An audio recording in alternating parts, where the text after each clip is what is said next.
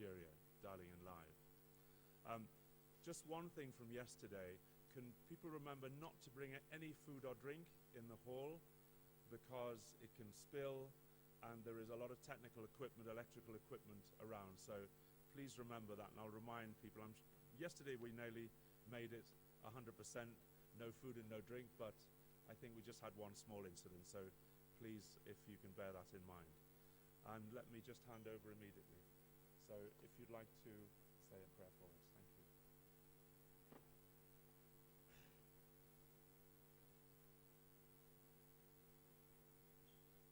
أعوذ بالله من الشيطان الرجيم يسألونك عن الساعة أيان مرساها فيما أنت من ذكراها إلى ربك منتهاها إنما أنت منذر من يخشاها كأنهم يوم يرونها لم يلبثوا إلا عشية أو ضحاها صدق الله العظيم. Thank you very much. Thank you. I just wanted to do a quick recap while I think we just wait for the poet. If they're not in the auditorium, then we will go, hopefully after, not with any long delay, we'll go to our speaker in Nigeria. I won't try and summarize yesterday, but can I welcome students from Uma University, from Nairobi University, from Kwea, and from Mount Kenya University as well. So I think we have a good range of people. We have some academics with us, senior lecturers, and obviously some climate change and environmental and wildlife experts.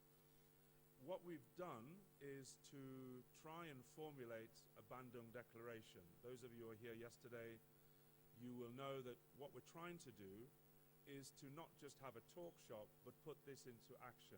And to do that, you need to have some form of memorandum or declaration. We are working on that during the course of today, and at the end of the day, the final session, which includes the Moroccan ambassador, will read out the declaration to you.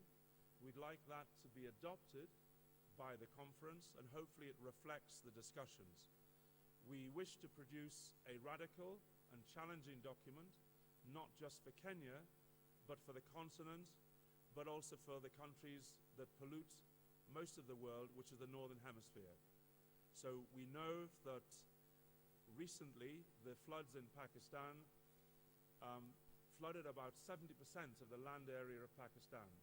They caused huge damage to crops, livelihoods, women, children, and those most vulnerable. Pakistan represents less than 0.1%, I think less than 1% of the global emissions on climate change.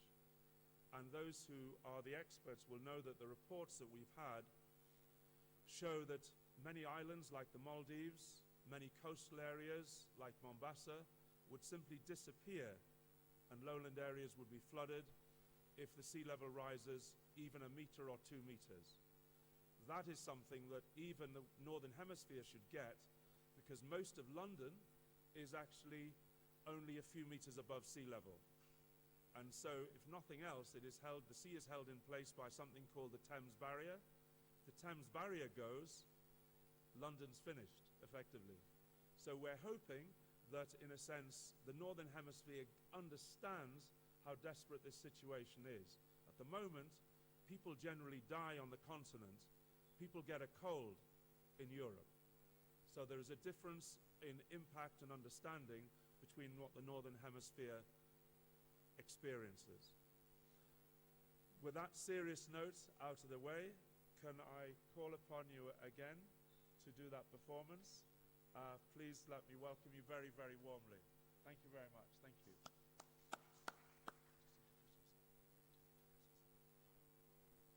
Hello guys. Can you see me? Snap if you can see me. Today we are doing a piece on animal welfare.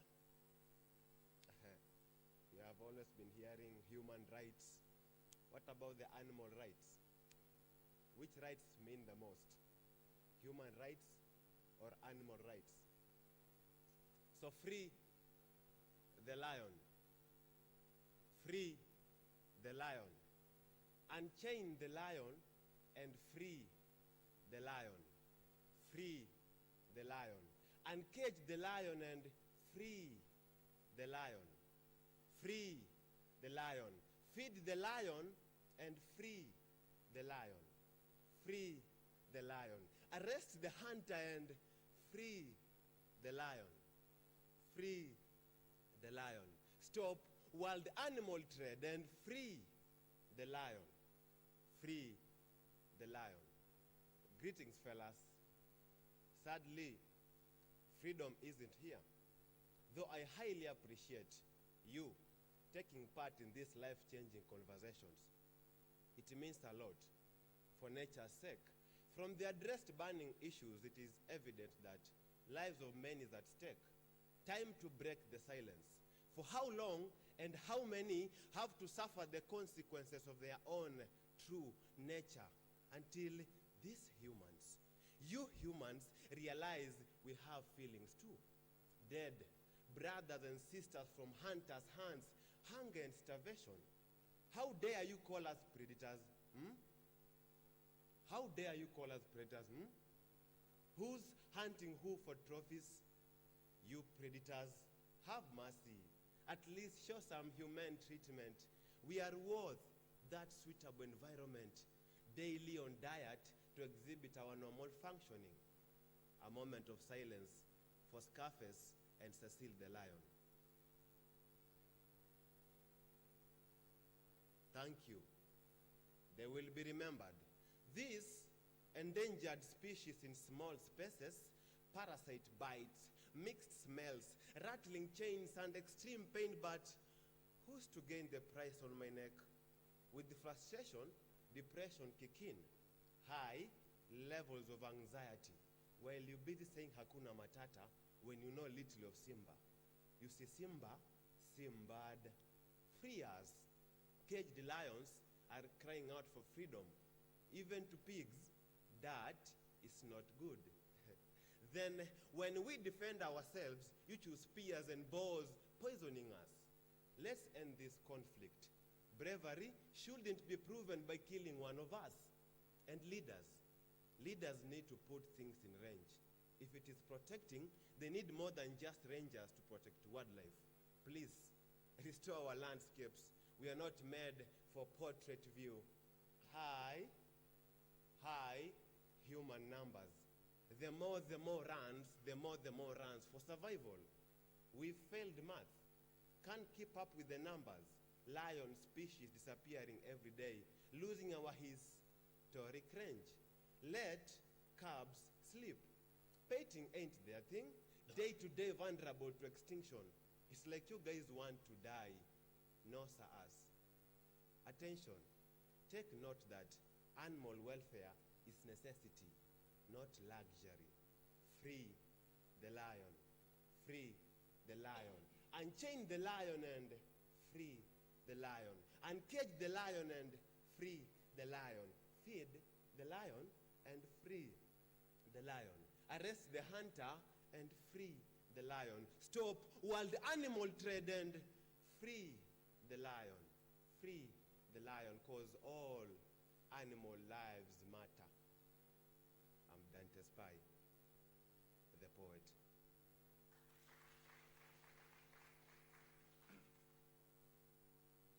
Thank you. Sorry, my voice has taken a turn for the worse. Excuse me. I wanted to introduce our next speaker, our guest keynote speaker from Nigeria. His name is Obi Asika. He is one of the leading influencers, social media gurus in Africa, and certainly in Nigeria. He is part of a group of leading families in Nigeria. I met him several years ago, a very humble but very strong Pan-Africanist. He actually told me he went to British public school to study with Boris Johnson and the former British Prime Minister David Cameron. So I'm not sure whether that's a good or a bad thing, but he seemed to have survived the experience. And he, as I say, is a leading proponent on issues affecting the continent. Recently, his wife, Yetunde Asika, my co-chair, were in Washington, D.C. And I had been before, and if those of you who are lucky enough to go to Washington, forget all the politics on the Capitol Hill, try and go to three actually, museums. One is the Smithsonian Museum of African Art, and you see a tremendous auditorium of about 5 floors of some of the best and most intricate African designs and patterns, sculptures. And it's the Smithsonian Museum of African Art. And there was a Nollywood exhibition of their leading actors, actresses, film producers there. And I was deeply impressed by the way in which these people operate. And interestingly enough, I hadn't expected it, there was a very strong Kenyan connection. Because the curator of that museum is from Kisumu. So where you least expect the diaspora to reflect the continent, it does. And so she is playing a leading role in deciding what artifacts are returned to the continent in years to come. And one of the things that we hope to do next year is talk about reparations and the return of African artifacts from the vaults, the storehouse and museums of Europe and North America where they were stolen. The Benin bronzes, the remains of Koitalel al-Samoy. There are many, many things of African culture, history and heritage which are sitting in Europe, which are basically plundered objects. They need to come home. So Obi is a curator of a patron, of that museum. And the other 2 museums, if you get a chance to watch, to look at, and they are day trips, where you'll see our history reflected, is the Museum of the African American History Museum, the one opened by Obama, and also further down the Smithsonian towards Capitol Hill is the Museum of Native Americans. If you do nothing else in America, please go and see those 3 museums because they are all interconnected. And you will see the history of struggle but survival and triumph through adversity of indigenous peoples, of African people, and the art, culture, language, and history that survived that trauma. So if he is ready, can I ask and therefore introduce our guest keynote speaker this morning, Obi Asika. Can I ask the technical people if he's been able to dial in?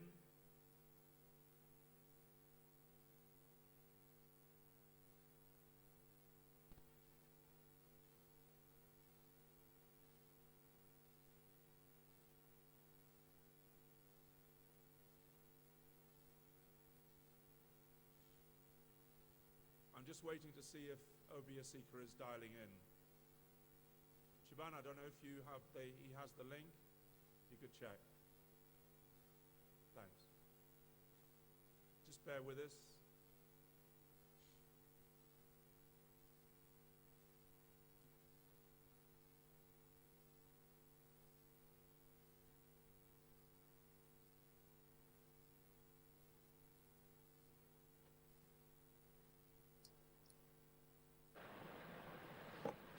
Hello?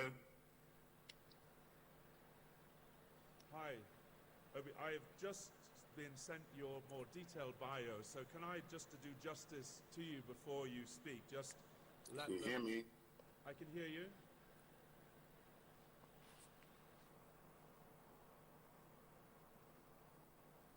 I can hear you, so I was just going to read a bit more of your introduction before asking you to commence your keynote. Can you hear me? While he's linking up, let me just flesh out that information.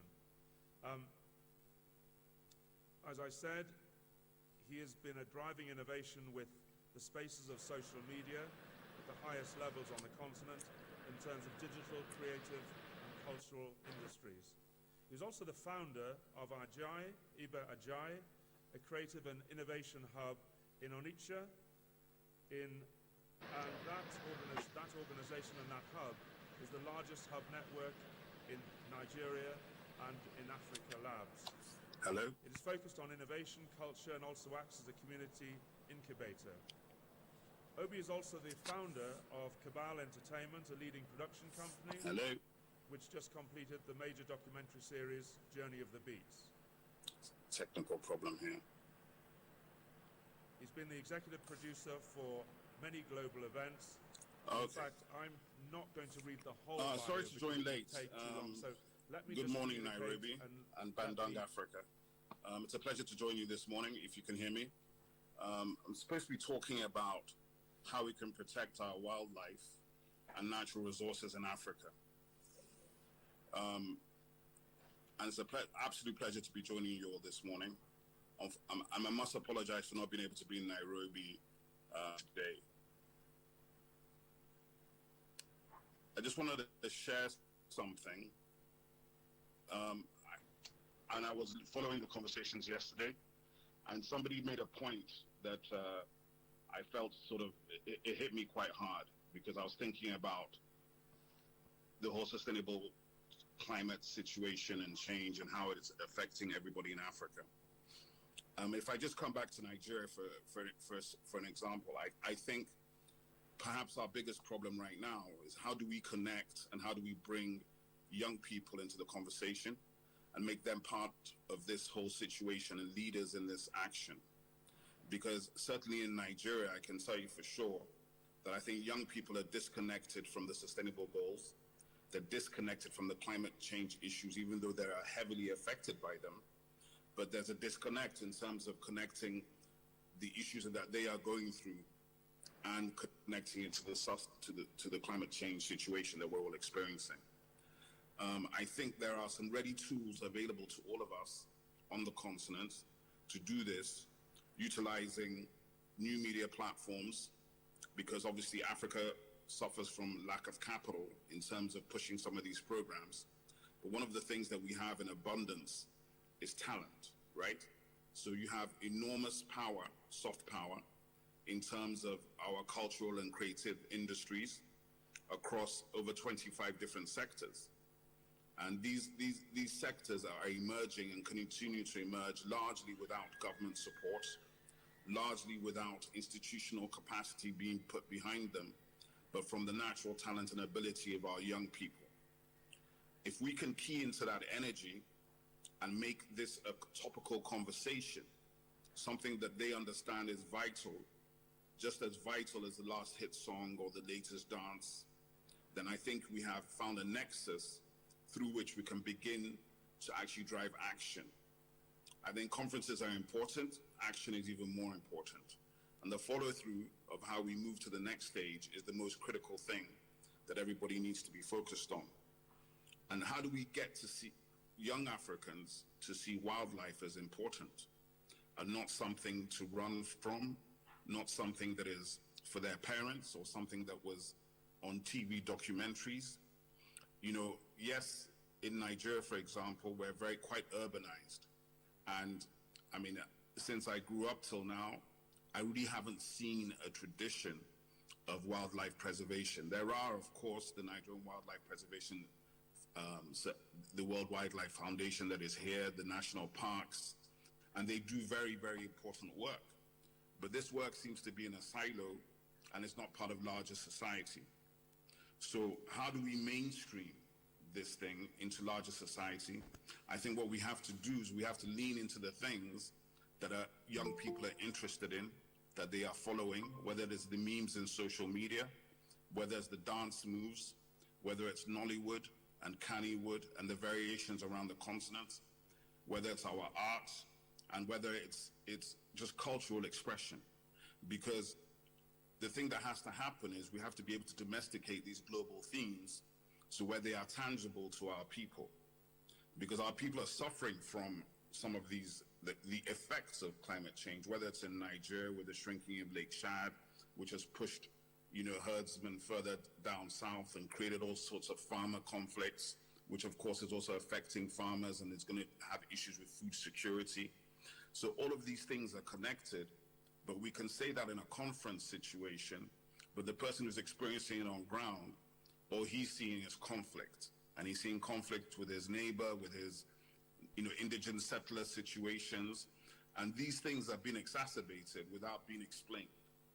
So there needs to be a level of translation to translate these sort of these high-level sounding concepts into local languages, vernacular, pidgin English, which enable people who are on ground to be able to actually participate in what needs to happen. Because at this point in time, I think everybody needs to understand that if we don't look after the planet, all of us are done, right? And for young people, with a continent with an average age of 17, they are not just the future, they're the present, right? And being the present means you have to arm them with the tools.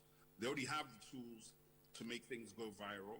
They already have the tools in the communities, in social media. They are already disrupting, but what we need to be able to help them to do is to point them to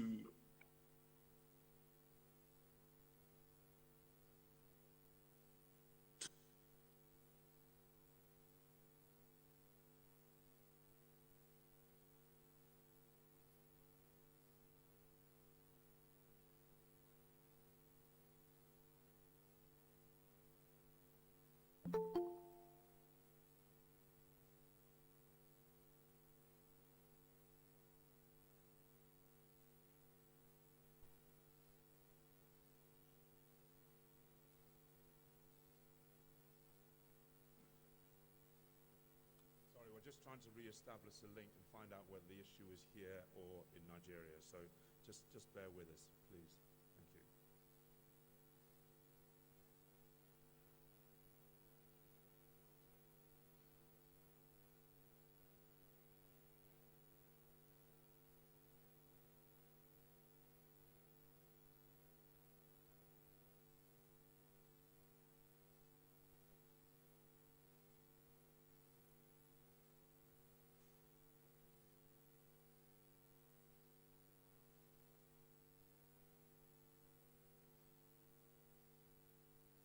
I understand that the problem is not this end, it's with the Nigerian end.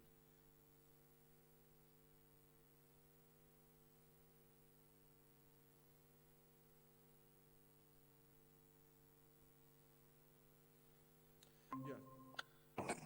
Yeah, sorry, I'm back. Phone died. So, sorry, I got cut off. We have a Lagos connection. Apologies to Nairobi. But I was just making brief comments. The key issue is really about how to bring young people into the conversation in a language and in a tone, in a place that where they are living and sitting and operating, and take it to them, because they are the ones that are going to have to push it forward. Policy leaders are important, government is important, but I think education, schools are even more important, because we're at a stage where translation is, I think, the key, because the concepts are great, but what I find is that we talk COP26, COP27, we talk all these concepts, 30-30 agenda, but at the end of the day, we need big ambassadors who have big platforms, and whether it's a Burna Boy, a Wizkid, these kind of people to come into the conversation to get the attention of the younger people. If you're in Kenya, Sauti Soul, you need to able to bring this conversation to where it's critical, because I think the critical aspect of this whole thing is the future. The future is actually now, in the sense that the future of Africa, I think our median age is 18 or 19 on the continent. In Nigeria, it's 17. And if we look at those things as absolute priority, then I think we have a hope. I think the soft power of Africa is vastly underestimated. And when I talk about the soft power of Africa, of course, I mean our cultural and creative industries. You know, the explosion of our music industries, our storytelling, the way in which we are going viral across all social media platforms. And what you will find on the social media platforms, it's not just entertainment. There's a lot of edutainment. And I think the big institutions, whether it's the UN, whether it's the institutions, can partner with the creators in the creator economy to be able to change the messaging and bring it home to the young people. Because I'm not convinced that in Nigeria, for example, that young people are thinking about wildlife at all. And that's a problem, because they're not making the connection between wildlife preservation and themselves, okay? It's still sort of ephemeral. It's not really tangible to them. But at the same time, when you now think about what's happening with desertification, with the water situation, with food security, you can see the connection. But it's all about translation. How do we find that way to bring the generations together, change the language of the messaging, and enable young people to lead what actually they need to lead? Because they need to lead this. This is about them. It's about our futures. A lot of us will not be around in 20, 30 years, but they will fully be in the saddle. And what we need to make happen right now is begin to transfer the knowledge and the opportunity to them to lead, and to give them the confidence and the tools to win. Because in Africa, I think the biggest resource Africa has is people. The biggest capacity we have is our people and their intellectual property, their knowledge, their capacity. And once we engage that and actually invest in that, we can begin to see some results in terms of sustainable development, climate change, and sustainable change going forward. For me, in order to preserve wildlife and our natural resources, the first thing you have to do is to focus on our people. Let's not make it look like they are not connected. The first people that have to be preserved is the people. Once we give our people a sense of self, then they can begin to worry about somebody who hasn't eaten in 3 days is not worried about wildlife. Yeah? So we need to think about that and what's that nexus? And I'll leave that to the developmental experts on the panels to discuss that. But those were my brief comments before I get cut off again from the Lagos connection.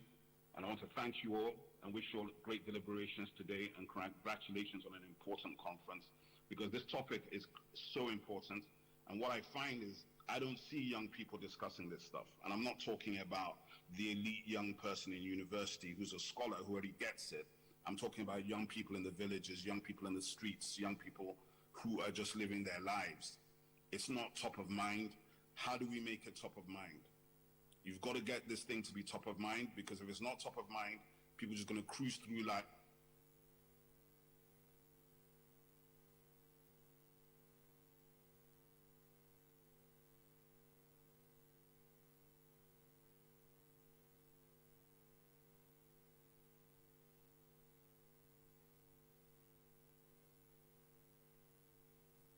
So I think we've lost the connection. I think it probably is again the Lagos side. Let me just check with that.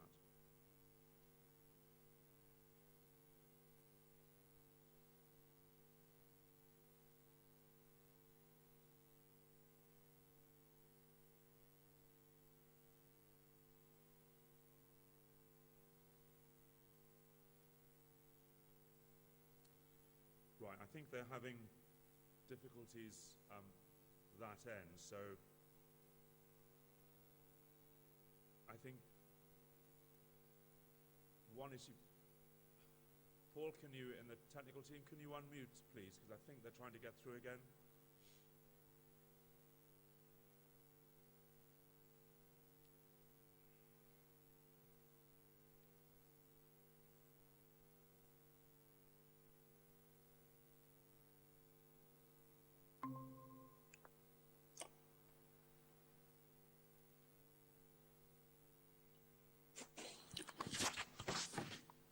you can hear me, I think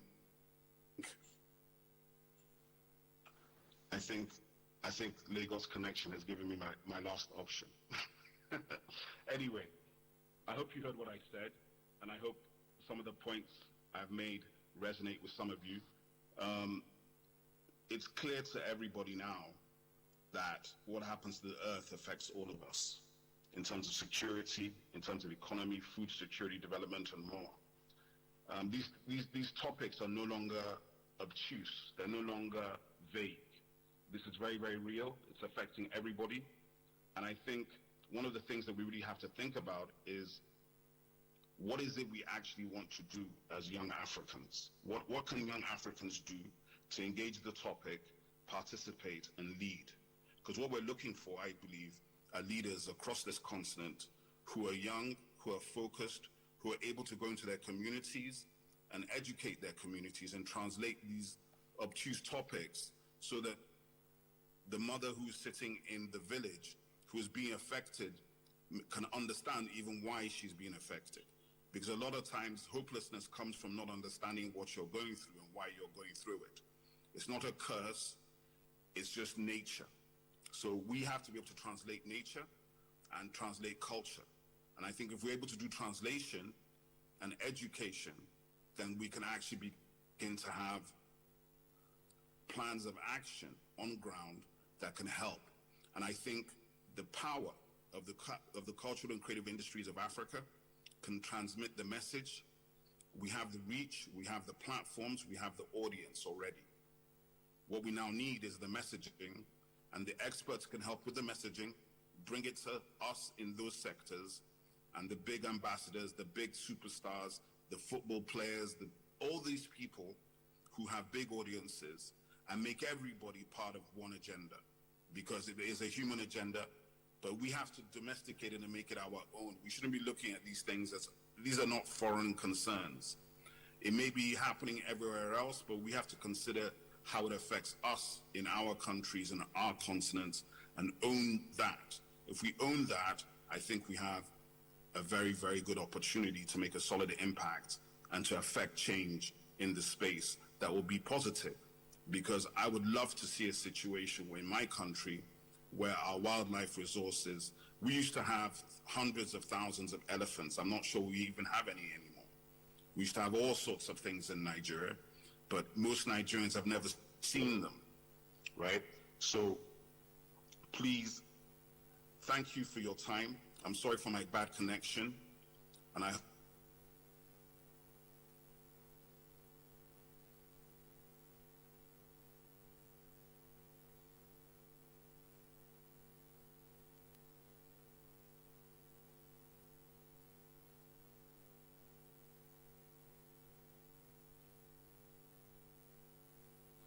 I think we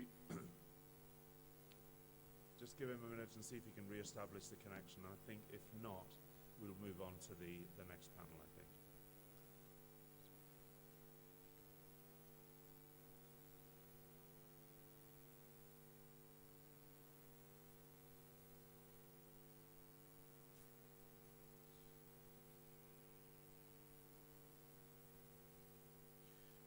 Right, I think we will move on. So can I call the panelists for the next session up, please?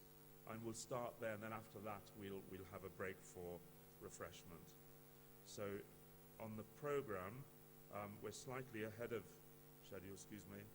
But I think we're meant to start, the next panel is meant to be from 10:45 to 11:45, and we're looking at the 3030 agenda, Montreal Biodiversity Conference, and the title is, the question is, really, every country should have 30% of its land area as conserved or protected areas.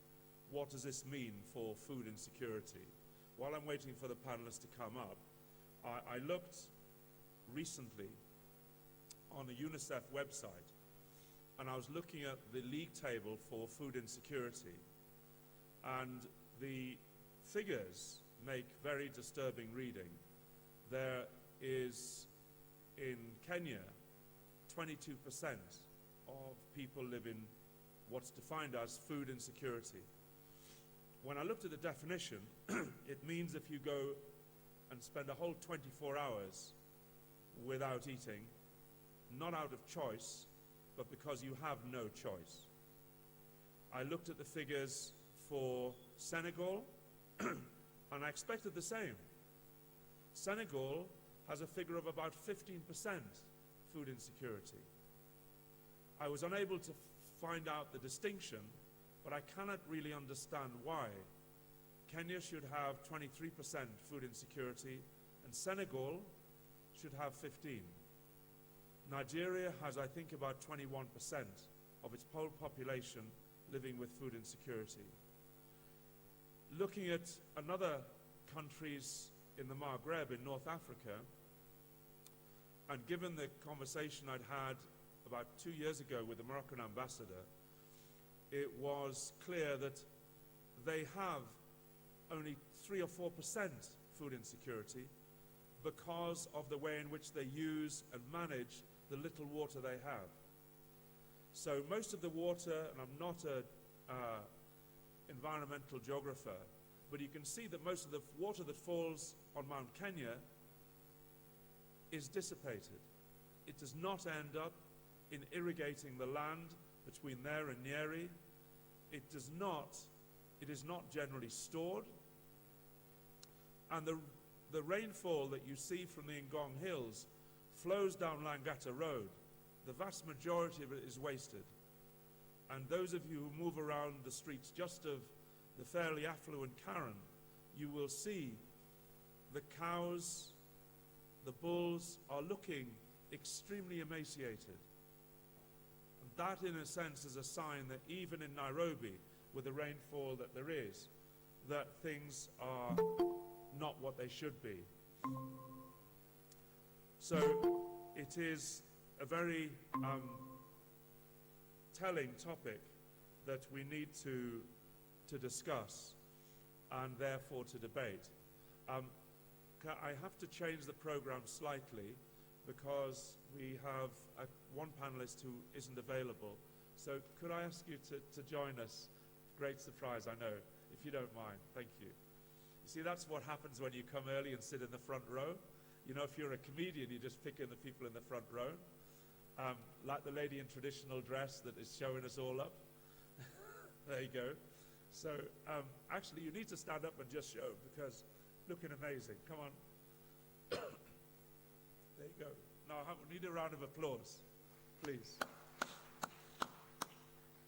I know that because I was in the front row at a comedy sketch in London and I got picked on and I was like, it was a mess. So I'm sorry, but please accept my apologies.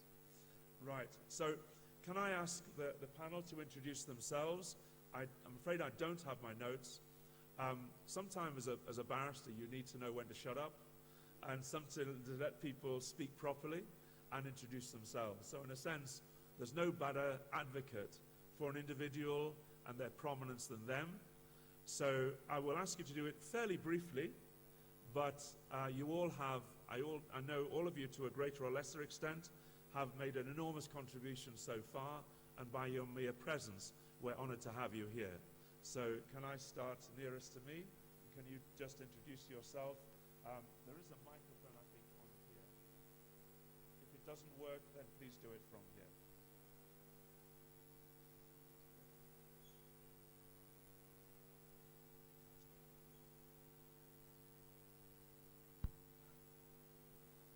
Good morning, everyone. My name is Fardosa Mustafa. I am an environmental lawyer and a climate justice activist. I'm currently doing my master's, and it's in community-led initiatives and the impact that has on our communities and all the socioeconomic problems that we face as communities living in a low to middle income country. Thank you, and I'm looking forward to this discussion. When that happens, please just run down.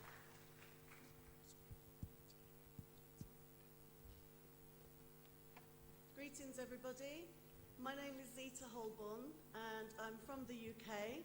I'm a human rights and equality campaigner, a community activist, and a trade union leader in the Public and Commercial Services Union and the Artists Union of England.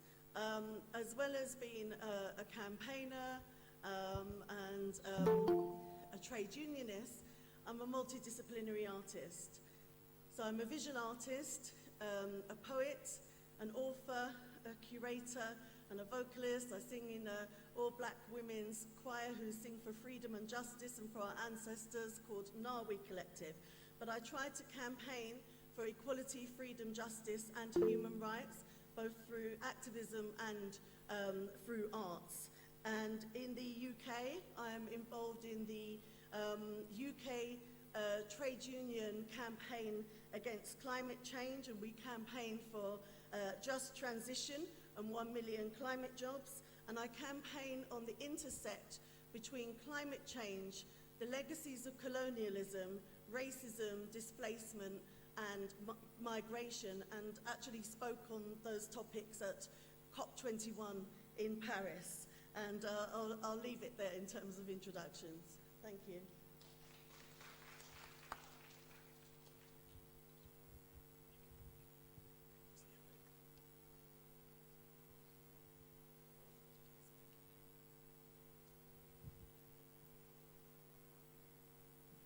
Good morning, everyone. Good morning, ladies and gentlemen.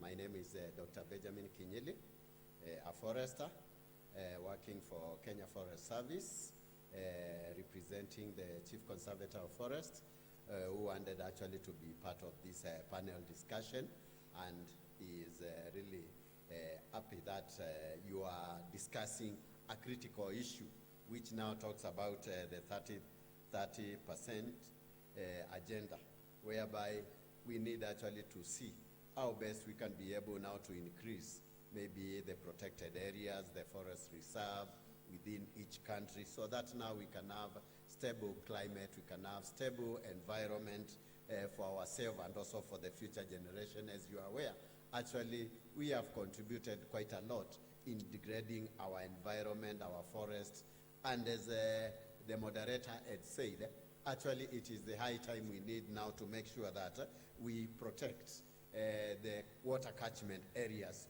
where we have the water towers. And where we have the water towers, you find it is where actually our forests are found. And it is the high time actually we restore them, we protect them, and we increase by gazetting even more areas.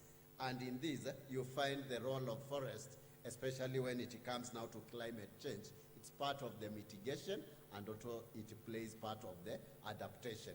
The mitigation part of it, it sequesters the carbon. It's able actually to release the oxygen to us, and also to ameliorate the climate. Also, you find it supports the socio-economic and also the environmental aspect of our sector, our economic sector, our agricultural, our tourism, our biodiversity habitat.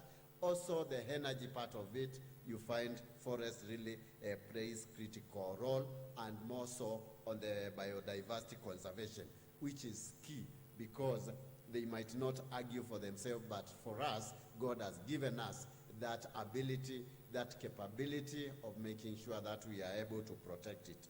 In Kenya, actually, we have the 2.6 million hectares, which is the gazetted forest, and that is just a half of all the forest area. The others, you find 1.7. It is with the county government, what we call community forests. Then the rest, you find it is with the private, where we have the conservancies, the private owned areas. And more than 70% of the wildlife you find there in, not in the protected area. How can we be able now to talk and entice the private owners of the conservancy to make sure that at least they conserve that area, so that we can be able to increase the protected area? Coming to the forest cover in our country, it is 8.83%. We are shy by 1.2%, because to be very stable, we need to have at least 10% of the forest cover. That is the internationally recognized standards, whereby if a country has got 10% forest cover, at least environmentally it is more stable. So we need to work towards that. When it comes now to the tree cover, we are 12.13%, and we need now to work towards achieving 30% by planting trees in all available land in the towns, in the urban centers, in our settlement areas, and also in our institutions, so that now we can be able now to increase our forest, our tree cover. And this has been echoed by none other than our President, Dr. William Ruto. Actually, he upscaled, and we are expected to plant 15 billion seedlings within the next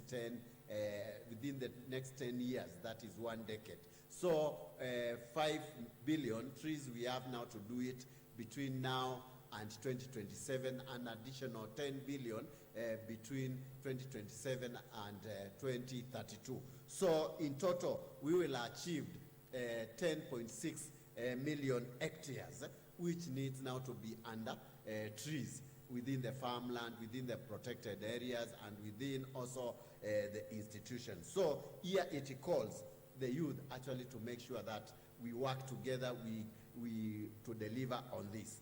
Coming to the food security and the nexus with the forest, really 75% of the service water comes from the forest water towers. So it is upon us to make sure that we protect it. Then it also regulates the microclimate that supports agriculture, and more so the T-zone. When the T-zone areas of Kericho, Bomet, Nandi, you find we interfered with Mau, the productivity of tea really reduced. When it comes also to the rain-fed agriculture, we need now to think of conserving and increasing our tree cover, so that now it can be able to provide the precipitation and the rainfall to most of the areas, and it will also be able to influence the irrigation. You find we have now to do the damming, and we have also to have irrigation, so that now we can be able to be a little bit food secure to fight the insecurity in terms of the food security of our country. Agroforest is another component which we need actually to put in our mainstream it, so that now we can be able to address the nutrition and food security, more so the avocado, which can be exported and earn our country, the foreign exchange, the mangoes, macadamia, also beekeeping. Beekeeping is one of the enterprise which can really help in the biodiversity conservation, because also the pollination of the trees, so that now they can increase, and also we can as well have the part of agricultural bees pollinating our crops. So in essence, you find really forest plays critical role in terms of the 30-30 agenda, and it is upon us to make sure that we are able now to increase and also to meet that agenda. Thank you very much, and God bless you.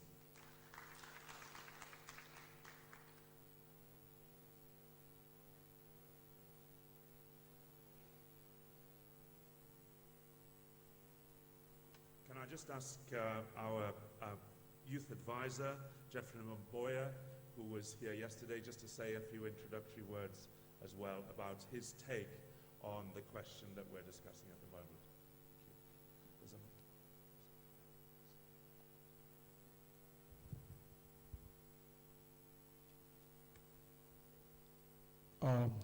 Hello, good morning. So my name is Jeffrey Mboya. I'm a youth advisor for London School of Arts and Tropical Medicine. I also work with Veterinarian International as Kenya Communication Officer. And my just thoughts on the topic that we are about to discuss with my fellow panelists is that biodiversity plays a key role in climate developments, and we have the nexus between land, and food security. And I remember just being in the food pavilion during the Biodiversity Day, which was one of the thematic areas that was being explored at COP27. And one lady from Guinea-Bissau took to the podium and was just narrating her experience coming from an area where there's less food accessibility to communities, to the farming communities. And so I really feel there is much that needs to be discussed on how, land should be protected versus how that will affect food insecurity, especially in different places in Africa. Thank you.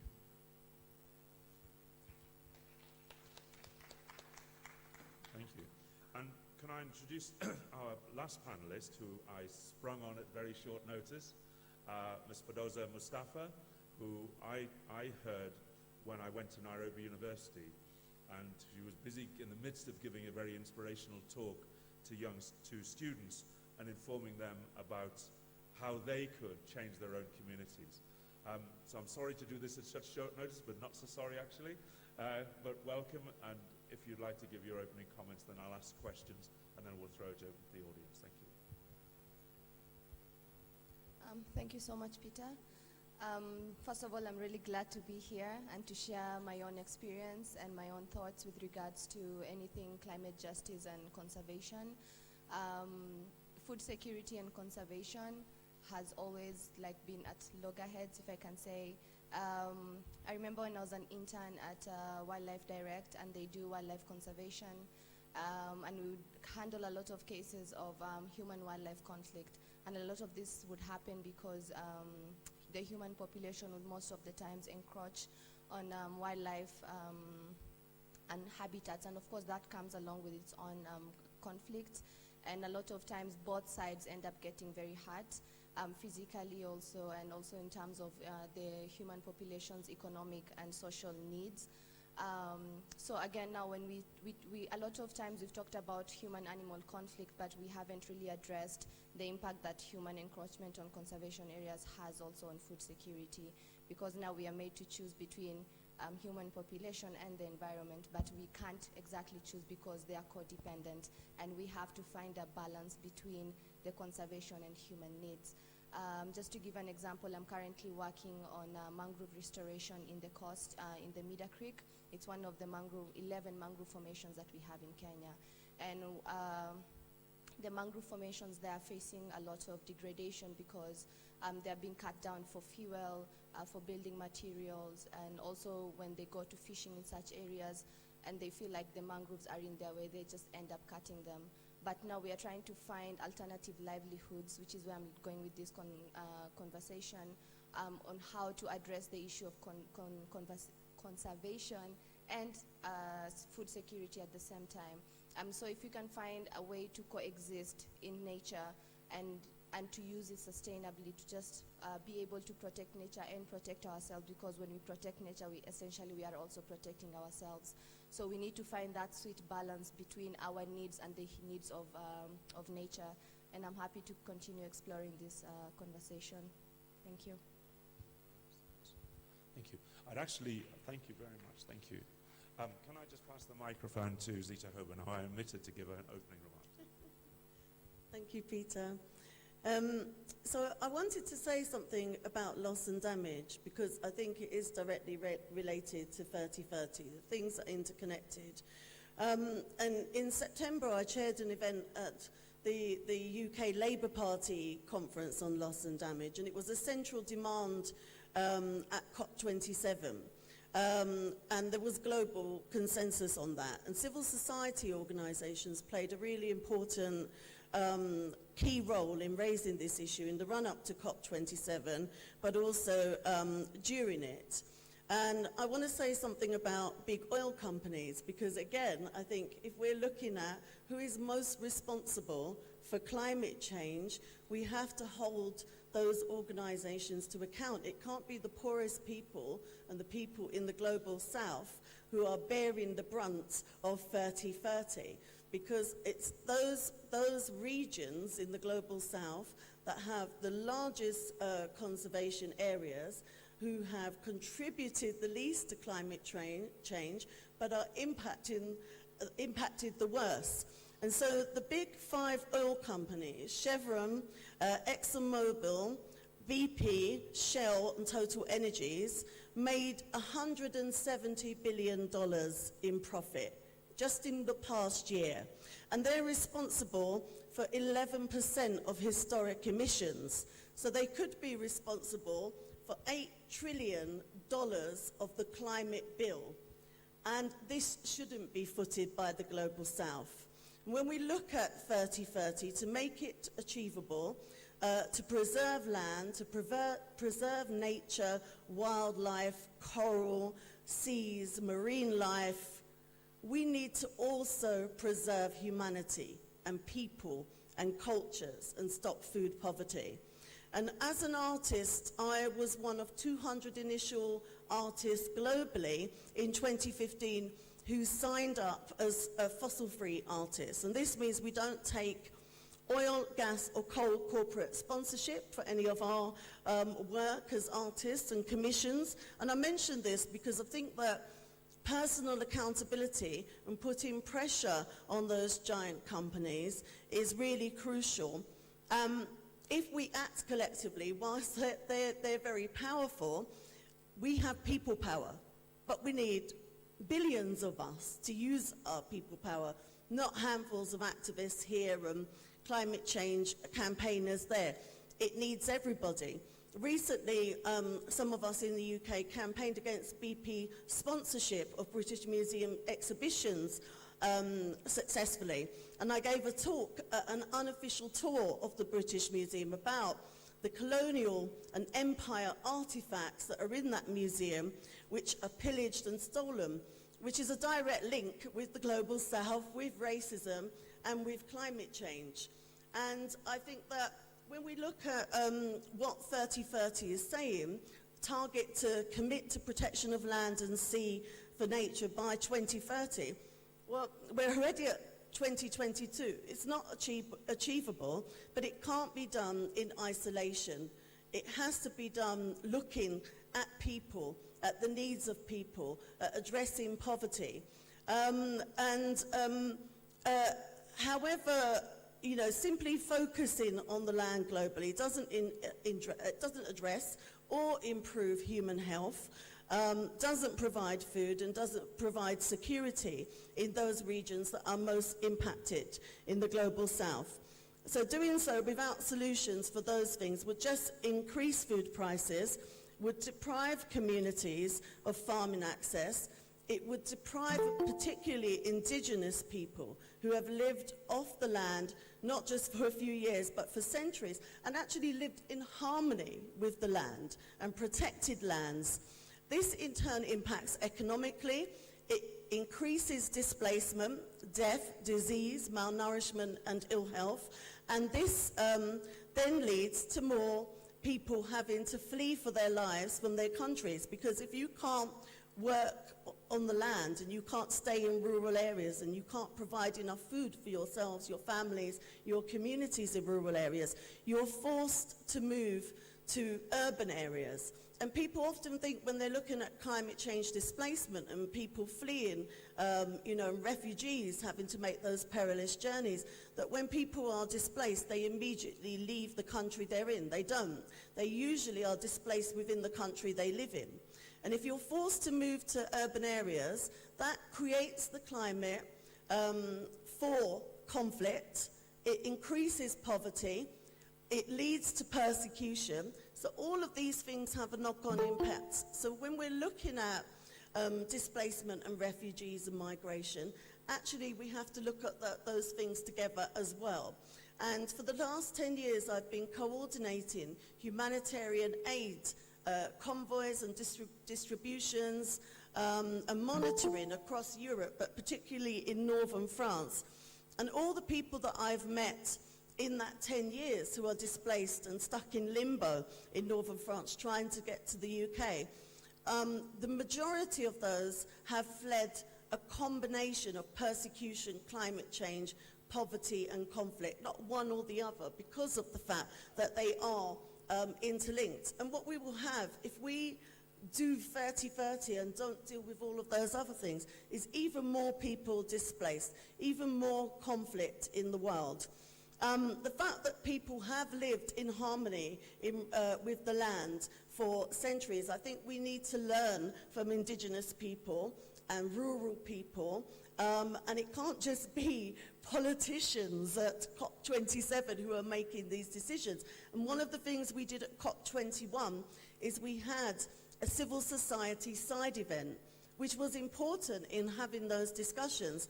But what I also discovered, there were lots of indigenous groups exhibiting at that side event who weren't even allowed in to the main COP21 conference, which is atrocious. And I don't know what your experience was this year. You're probably going to tell me it's the same again. Several years on, we're still dealing with that. So I think that, yes, that's what I wanted to say, that we have to look at that in the context of all of these other things. And we know that when people are displaced and they flee the global south or the global north, they're demonized, they're labeled, they face abuse, and they're scapegoated. So they're blamed for lack of housing and lack of jobs in northern countries, which is atrocious, and that means that racism and fascism increases and deepens around the world. So all of these things for me are interlinked, and yes, of course we must protect and conserve our natural resources, our nature, our wildlife, etc. But we can't do that in isolation, and we have to look at humanity at the same time and give it equal importance to the lands. So I'll stop there, Peter. He's in the middle of something now. So maybe I won't stop there. But yeah, I think that, yes, all of these things are interlinked, and rather than individual countries that are impacted disproportionately, we have been responsible, held responsible, being told they have to do something. We need to look at the global footprint, and we need to look at what the global north are going to do to stop climate change.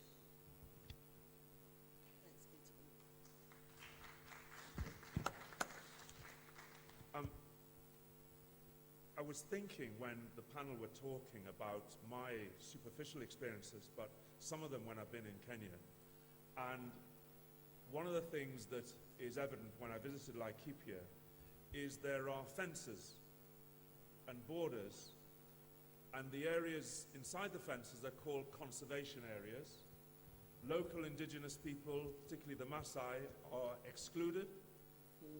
They are made to pay 100, 200 shillings per goat or sheep, more for cattle to simply either graze or get water.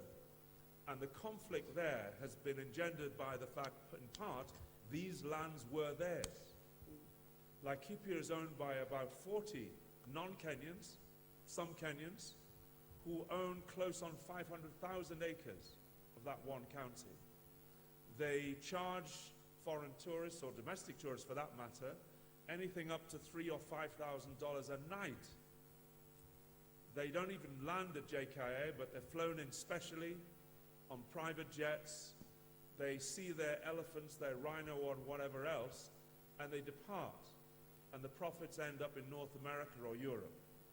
And I just want to ask the panel, in a rather leading way, how on earth can you have food security if you force local people who have lived for thousands of years with this wildlife, fence the wildlife in and fence the people out?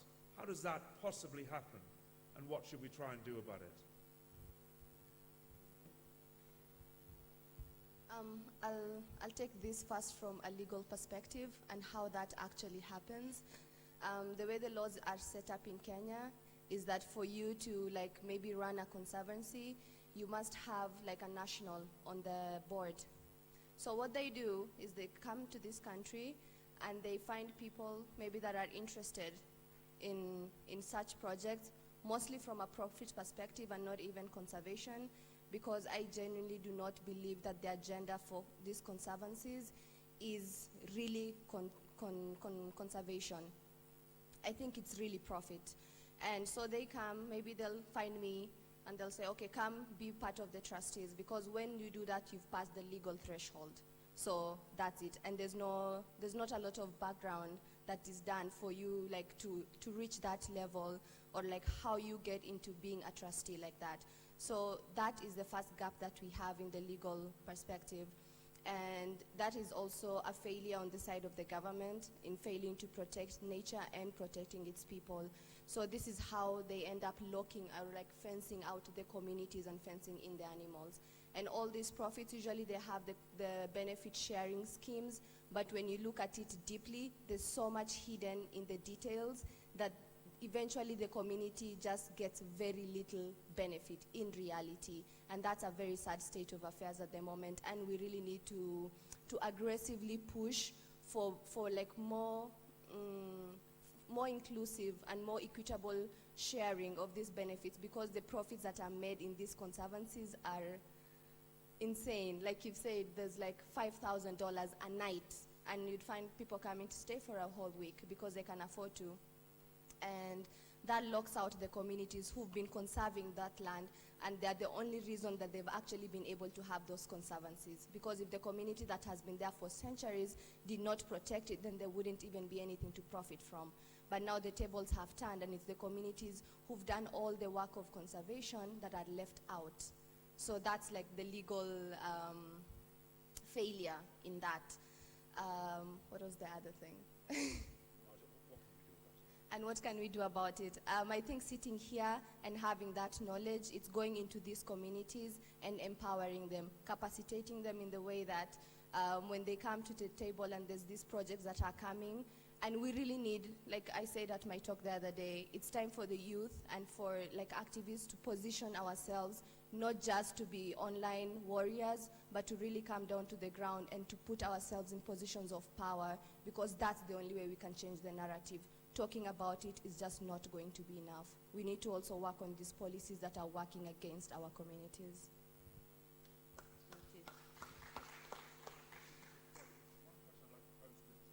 Yeah. Is this question, which is directed at, in a sense, a UK activist. The UK government deports, or is trying to deport, asylum seekers to Rwanda. There was a successful campaign to challenge that in the courts, but nevertheless the Rwandese government is still trying to benefit from that nonsense. Recently, a climate change activist, Mordecai Ogada, exposed the fact that a trust, and I remember the name of it, but it's one of those conservative conservation trusts in the UK, proposed to fly 6 elephants from Kent, anglicized elephants who had never seen a baobab tree in their life, and was going to send them to Laikipia and Nanyuki at the cost of about £50,000 per elephant. And Mordecai exposed that and said, what on earth, since Kenya has 30,000 elephants, are you going to do that for? Is there any way activists in the UK, hearing what's happening in Kenya, can try and target the tourist industry, who is acting to exclude indigenous communities on a massive scale through this high-end tourism? Is there anything that we can do? Okay. Yes, of course there are things that we can do. And just on the point about the deportations to Rwanda, we are still campaigning hard against that. My organisation, Barrack UK, is part of a coalition of migrant and refugee rights organisations that campaign against deportations, called Action Against Detention and Deportation. And we have been doing protests at the detention centres and lobbying the government. but my trade union, the Public and Commercial Services Union, it represents members working for the government Home Office. And the Home Office are the people that are carrying out all this work that the government wants to do, hostile, racist immigration policies. So my union took legal action. Sorry, Zita. I'm a barrister. I have to interrupt. What can you do to turn that activism? Yeah, well, that's what I was coming to. Okay. So the legal action that PCS took was working with civil societies and grassroots organisations against the small boats policy and against the Rwanda deal.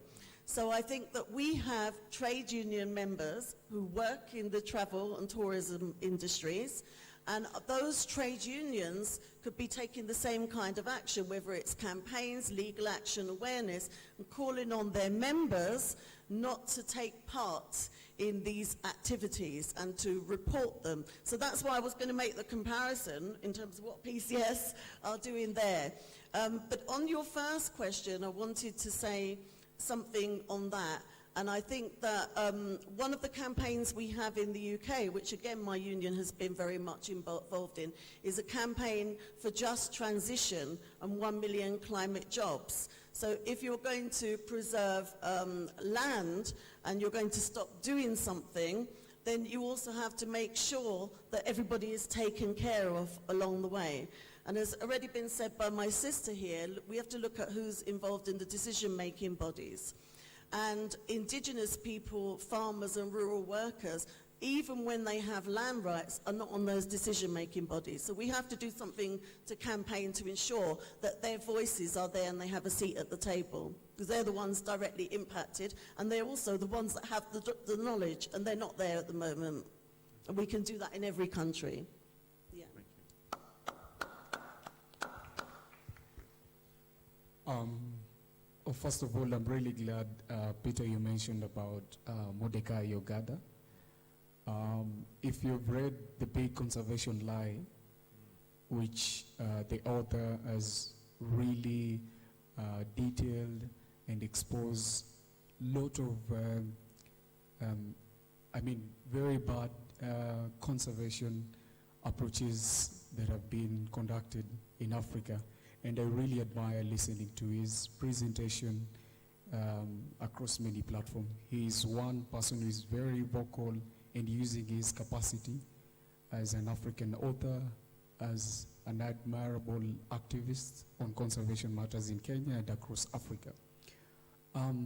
I believe stringent biodiversity measures that are being undertaken in Kenya and other areas, they're not good strategy. First of all, every approach must be designed with the needs of the local people. If you've been to Laikipia, I've been lucky to work with the Maasai people as my organization, a partner with Old Jogi Conservancy, and I've had a lot of interaction during field work and just listening to the Maasai people. Most of them are not aware of what these conservation are doing to them.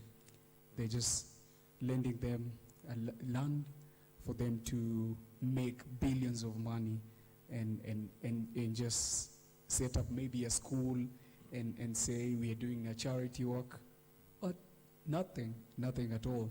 So just to really come back to the question, I really think every aspect of area-based conservation must take the needs of the local people, because, for example, the Maasai people have been custodians of their land for centuries. And these, I'll say, I was at the COP and the Amazon, the Brazilian people, they set up pavilions specifically for the indigenous Brazilians. These are the people living in the Amazon forest. But Kenya, we have no pavilion. So we can't even we can't even discuss about issues concerning the indigenous community, the Maasai. The story is not there. And I really think there is so much work that needs to be done in terms of advocacy, in terms of capacity building in the areas where people fear going. And so lastly, I'll say, let's visit these places, listen to the people, and be aware that there must be evaluation on the health outcomes and human needs when it comes to area-based conservation. Thank you. Thank you. Yes, Ruth. Because when you stopped me in my tracks, I forgot to make a point when I came back. There was a relevance as to why I mentioned the anti-deportation group that I'm involved in. One of the things that we did, we actually campaigned all last year through the pandemic against a holiday company, a tourism company called TUI. And TUI, we found, were responsible for the vast majority of the deportation flights, mass deportations to the Caribbean and African countries and Asian countries. So we started campaigning against TUI, and because things started to open up, they have shop fronts. You know, they have shop stores, these in malls, in shopping malls. The holiday companies have stores. So we did a mass campaign across the UK where we demonstrated outside every one of their stores on direct action days.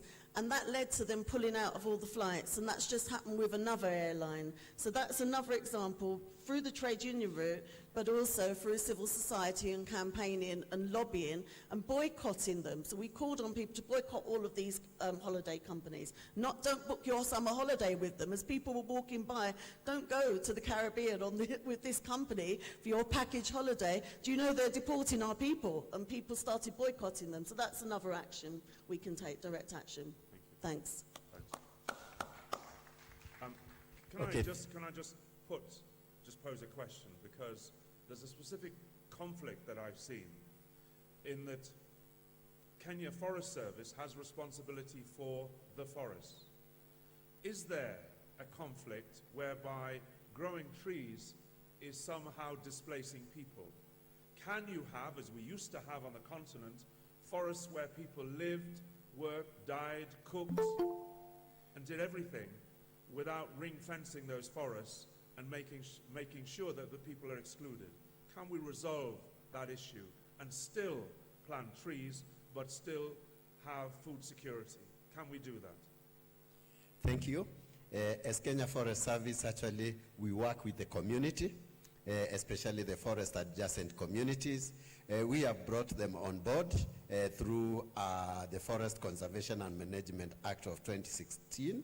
It recognizes the forest adjacent community. They participate in most of the forest activity by forming community forest association.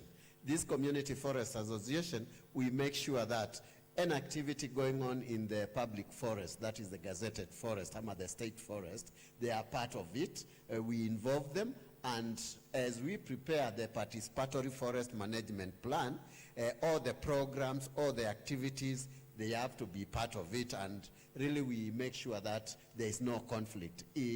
Because now they have the avenue, they have an entry point whereby actually they are recognized and they work hand in hand. Maybe they also participate in income generating activities whereby they can have the beekeeping, they can also have the mushroom, they can also get in and get the herbal medicine, they can get the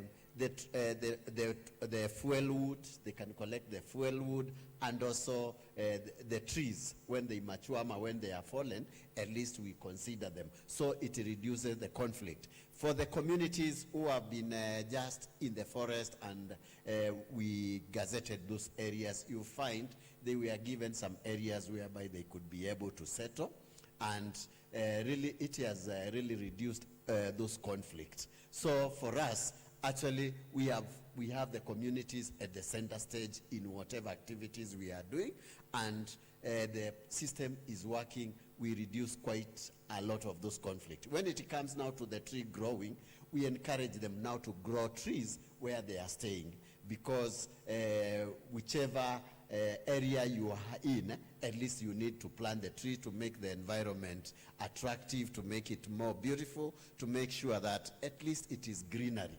and you find where people have settled and they have grown trees, the area looks better.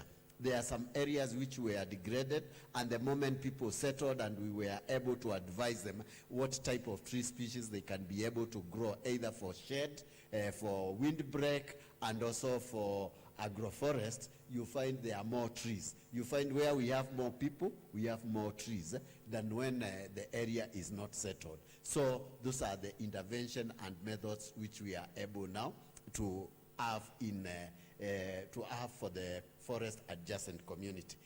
Talking on the challenges actually which we face, which you find when we are implementing 3030 agenda, you find one is the land tenure system.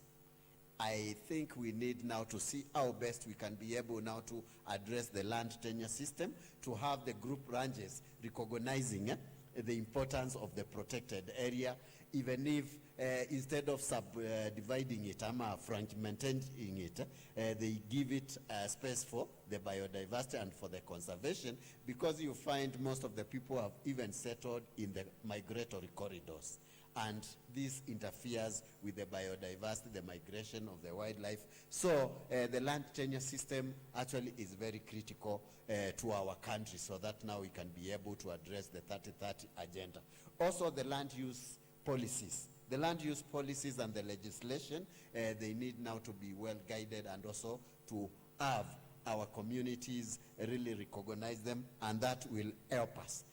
Also, when it comes now to the conservation and also the 3030 agenda, the issue of benefit sharing is critical. We need now to have it considered and really given more emphasis, and also the incentive, because at the end we need now to incentivize this community to set aside more areas, especially on the 3030 agenda, so that it can be preserved for the protected area, and also it can be for conservation.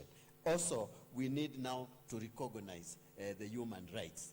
In our Kenya Forest Service, we work hand in hand with the Commission of Human Rights to embrace the human right-based approach. And really that one has really reduced conflict when it comes to the implementation of the 3030 agenda. So thank you very much.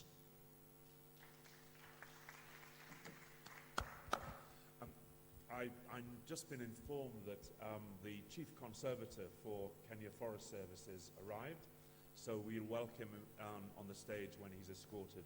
But we've got about 20 minutes left, so what I'd like to do, whilst he's coming forward, is to throw the discussion open to the floor, because we do want to have some questions posed from the audience and put some challenges or points to you.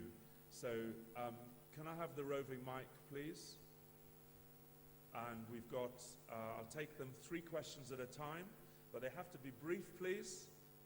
So, yeah, sister here, the front. Is there a roving mic? Thank you, it's coming.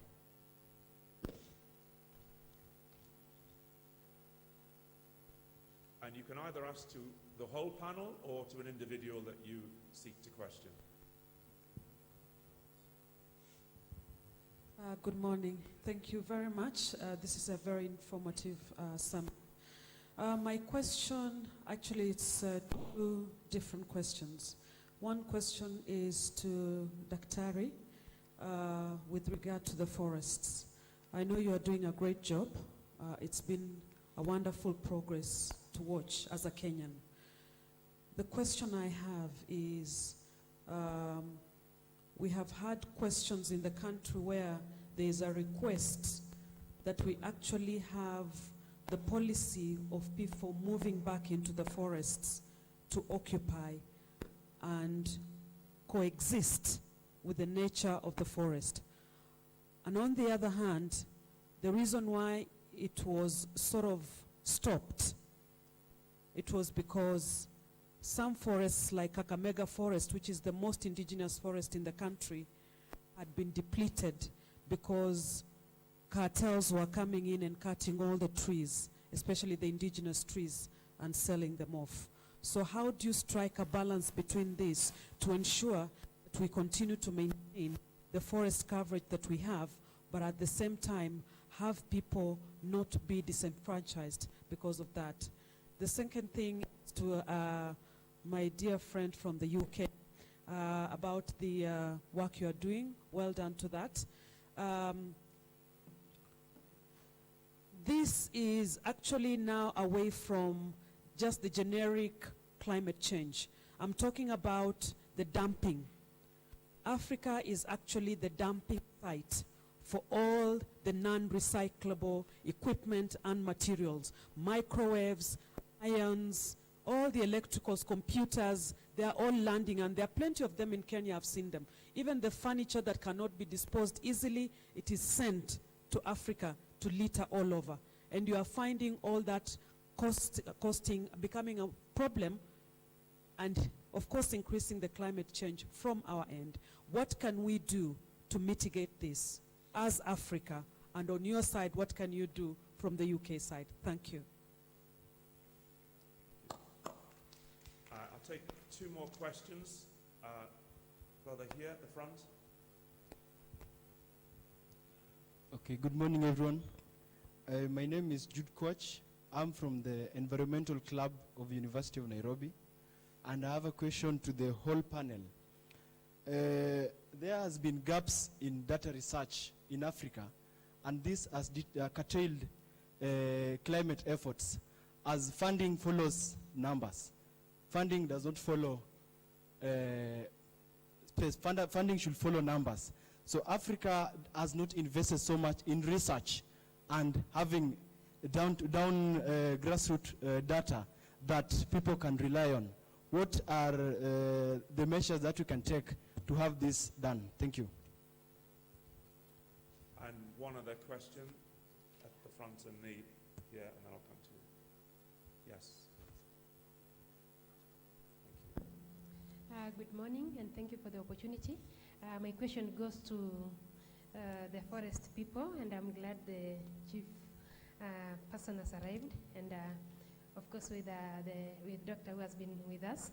I may have missed the number on the forest cover that we have. I know 10% is the minimum threshold for a healthy environment. Maybe you will mention that. But when I was young and I was growing up, there was the famous campaign of Cut 1, Plant 2. And I think at that time, there was kind of some level of effort in tree planting. I get a sense or a feel of we are not doing enough, and probably we have a gap in terms of how best do we engage the community to plant more trees. We can start from where it works and extend towards places that are drier. I think we need to put in place a holistic approach on how best we engage the community in planting the trees, and in terms of giving them information on the importance or the connectedness of nature and their livelihoods. Most people will think that tree is something different or the forest is something different. It's hindering us from having that land or that space for us to be able to do the farming or do something else. But that connection, and again, it's not just your role, it's all of us in this room, all of us as a country. We need to really do more in terms of creating that awareness and participating in bits and pieces for us to achieve this. Thank you. Thank you. Thank you. I'll take the second round of questions in a moment. Can I just give a very warm welcome to Julius Kamau, the Chief Conservative of Kenya Forest Service. And I think if you just hand the microphone, if you've got the microphone, can I just give it back, if that's all right? Thank you. If you'd like to say a few words as well. Thank you very much. Thank you, moderator. I am not possibly used to coming late to any function, but I have to say that this morning I started with a conference happening on Environment Institute of Kenya, and I was a keynote speaker, so I had to go there in the morning, and I was with my PS, and then I thought it's good I come here, but I know I'm ably represented by Dr. Kenyeri, but I thought it's because I have come just to introduce myself, and to just because I know he has spoken and he'll respond to the questions that have been asked, to say that basically there's a very big connection between the forests and especially the protected forest areas and food security or food insecurity. That is something that I need to emphasize. And basically there are many aspects that you can look at it. But to say that we have made quite good progress as a country, through our national assessment that was done last year, we are at 12.13% of tree cover but about 8.83% of forest cover, which has grown from 5.9% in 2018. And that is something that gives us good way and good inspiration to be able to move forward. But the forest resources we have today are undergoing serious pressure on a daily basis.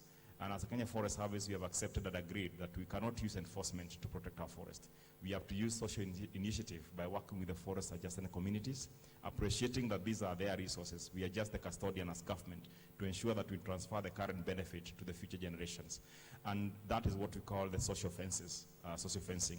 You all know about 75% of the fresh water that we have in the country comes from water catchment areas, forest catchment areas. And they are the only forest resources that can help us to be able to move forward as a country. Through that assessment, about 5.2 million hectares are under forests. And it's not a good number. We must be able to move forward. But it has to go to individual. It cannot be the Ministry of Environment. It cannot be the Kenya Forest Service. It has to be all of us.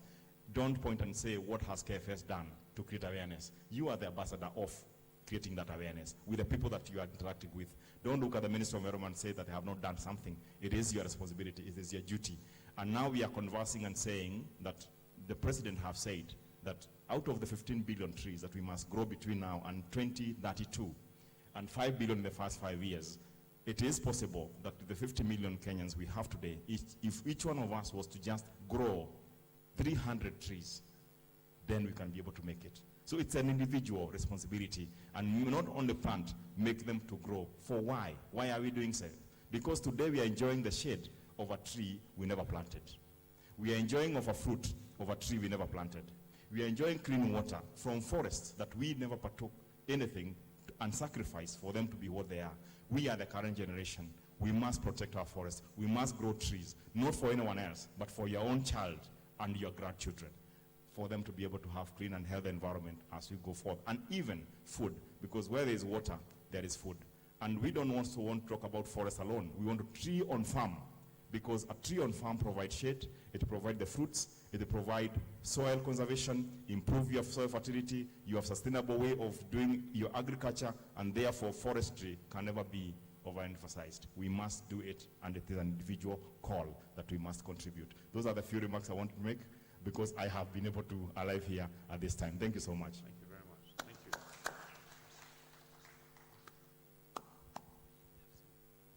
Just want to deal with some of the questions that were raised, whichever ones. Okay. Maybe I can talk about the gaps in the data research that we have in Africa.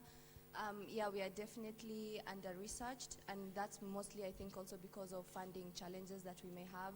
Personally, as a researcher, I do have funding challenges, because you can't do research in a vacuum. You need to go talk to people, you need to go and visit places, and that needs funding. And with all the socioeconomic problems that we already have as a continent, maybe research is not a priority, but I do agree that it definitely should be made a priority, because like you said, the money follows the data. And in terms of how to fill that gap, I think there's just not only a personal responsibility as researchers, educators, professionals, but also looking at institutions that we have in the country, like KEFRI, KEMRI also. Those are all research institutes that we have, but they are mostly government institutions. I'm not so sure about what's happening in the private sector. I cannot speak on that, but I do know we already have institutions that are doing this research, but we do need to do more. And for myself, I have chosen my research path, and I'm doing everything I can to fill that gap in my sector. So we do have personal responsibility, but we also need to open up more as a country, as a continent, to fill that gap. Yeah.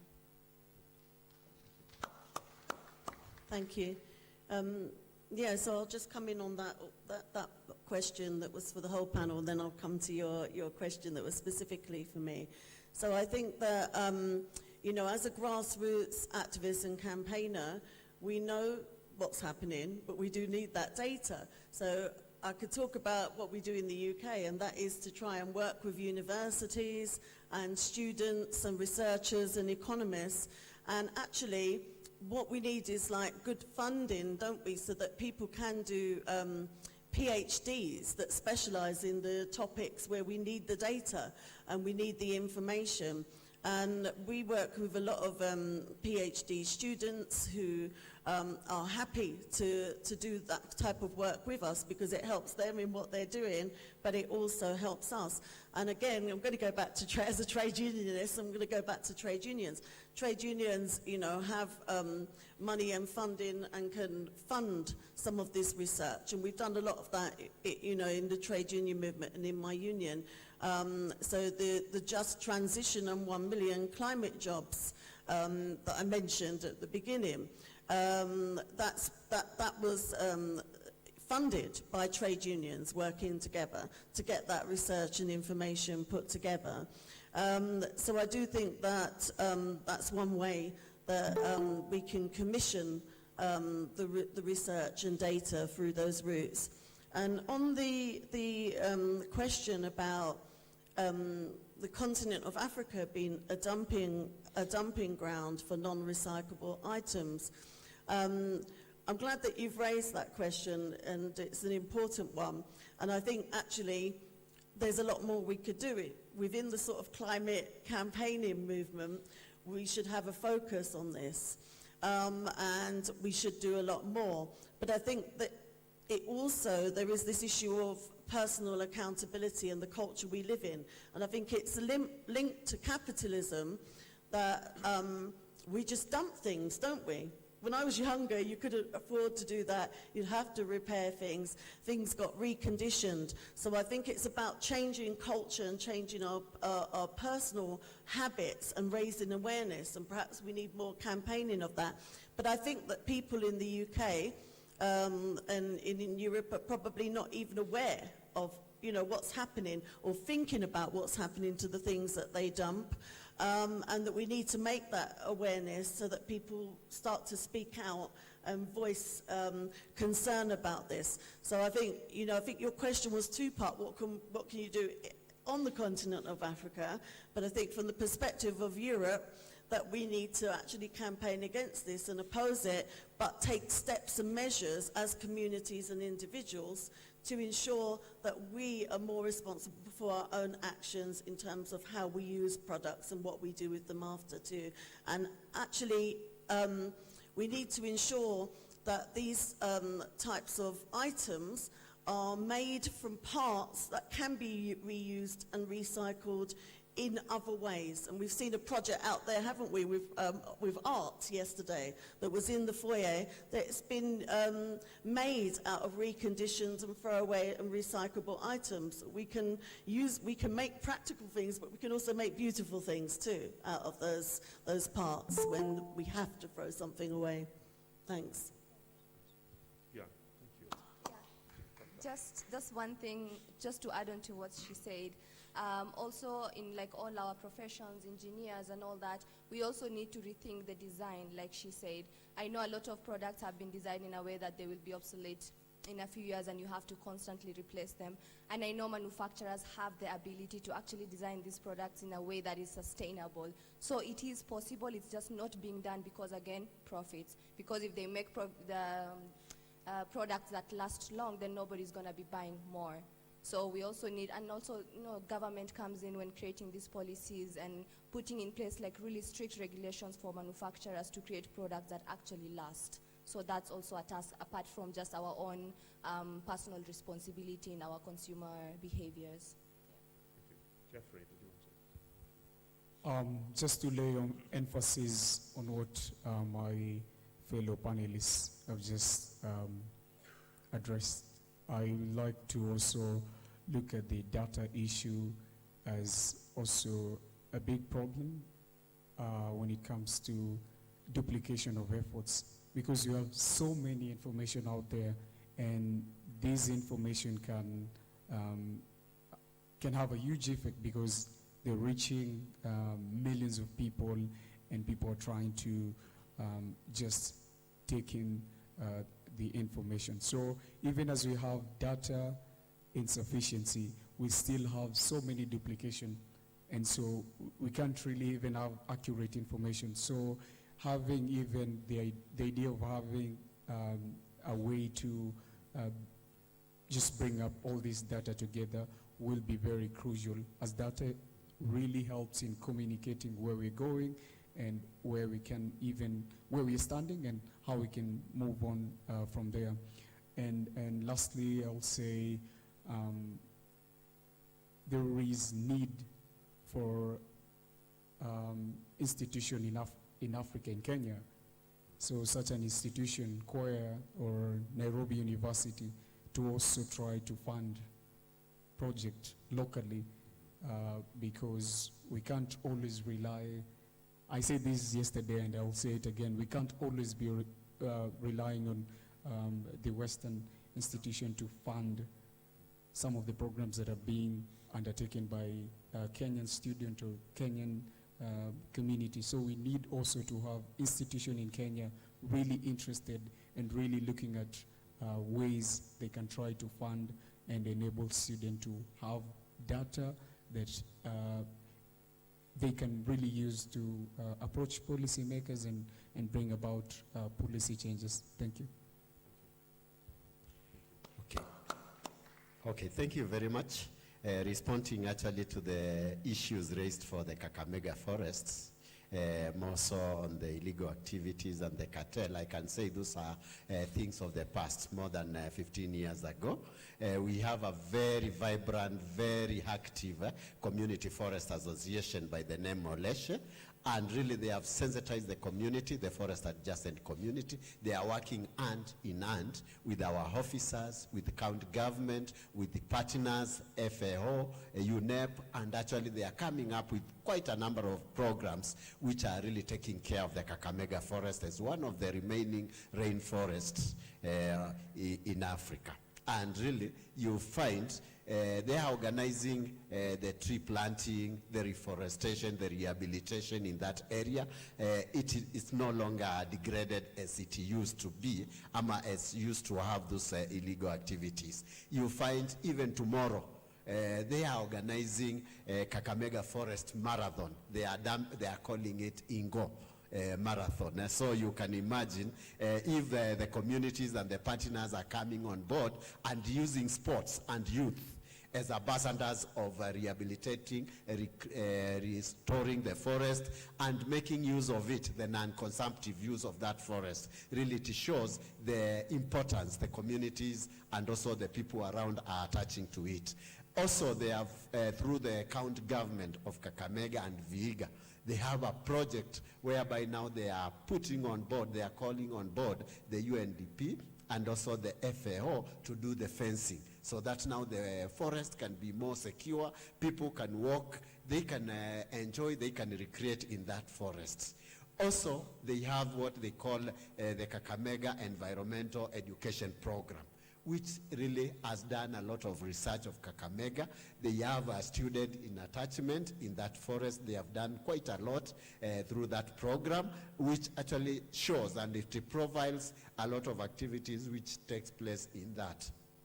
No wonder last Thursday on 17, First Lady Mama Rachel Ruto adopted 200 acres of Kakamega Forest, the first ever. So we need to clap for her for that, because that is through the initiative and also the partnership of the people in Kakamega. Responding to the second question, which was directed to the previous campaign, which we had, cut one tree, plant two. That was 1970s and 80s campaign. Actually, we have hyped the campaign. We have what we had, the National Tree Planting Campaign, which was accelerating tree planting to achieve and maintain the 10% tree cover. And it is the one which has enabled us by the report which we carried out, the National Forest Resource Assessment Report of 2021, we were able actually to find that we were able to surpass that target, which we were to achieve by the year 2030, and by last year, 2021, we were able to achieve the 12.13%. So it was through the campaign which we mounted to make sure that we are able to achieve the 10%, which is a constitutional requirement to have and maintain at least 10% of tree cover in our country. And you can see we have been able to surpass that. And through His Excellency the President, Dr. William Ruto, really we have set a higher ambition and a higher target of 30% by the year 2032 by planting 15 billion tree seedlings, which our chief conservator of forests have alluded that if each one of us plants at least 300, really we will be able to achieve that and plant at least 10.6 million hectares of our forest, of our land, which we are targeting outside the gazetted forests. We want to have at least the institution like Catholic University and other higher institution of learning universities planting most of their areas because they have a large tract of land, and with that we will be able now to contribute to that. Also individual farmers to set aside and plant more trees. Also maybe our the defense forces areas, the Kenya Defense Forces land. Also, if we can be able to put under trees, really we will be able now to plant that. We have also engaged the women group, youth group, people living with disabilities and private tree nurseries to have tree nurseries all over our country, so that now you don't need to carry seedlings from Nairobi to go and plant in your up country. Because that interferes, that doesn't augur well when it comes now to tree species site matching. You need now to get them within the locals, and if you go there, you find we have nurseries, private nurseries all over, and also our officers are within all the 47 counties to provide technical advice on how to grow the trees, on how to take care of them, and also for them to benefit on them. We are also registering online registration. I have to cut you because we have to get other panelists in, and your chief conservator would like to say something on Kakamega Forest, so sorry for the interruption. Oh, thank you. My apologies. Thank you.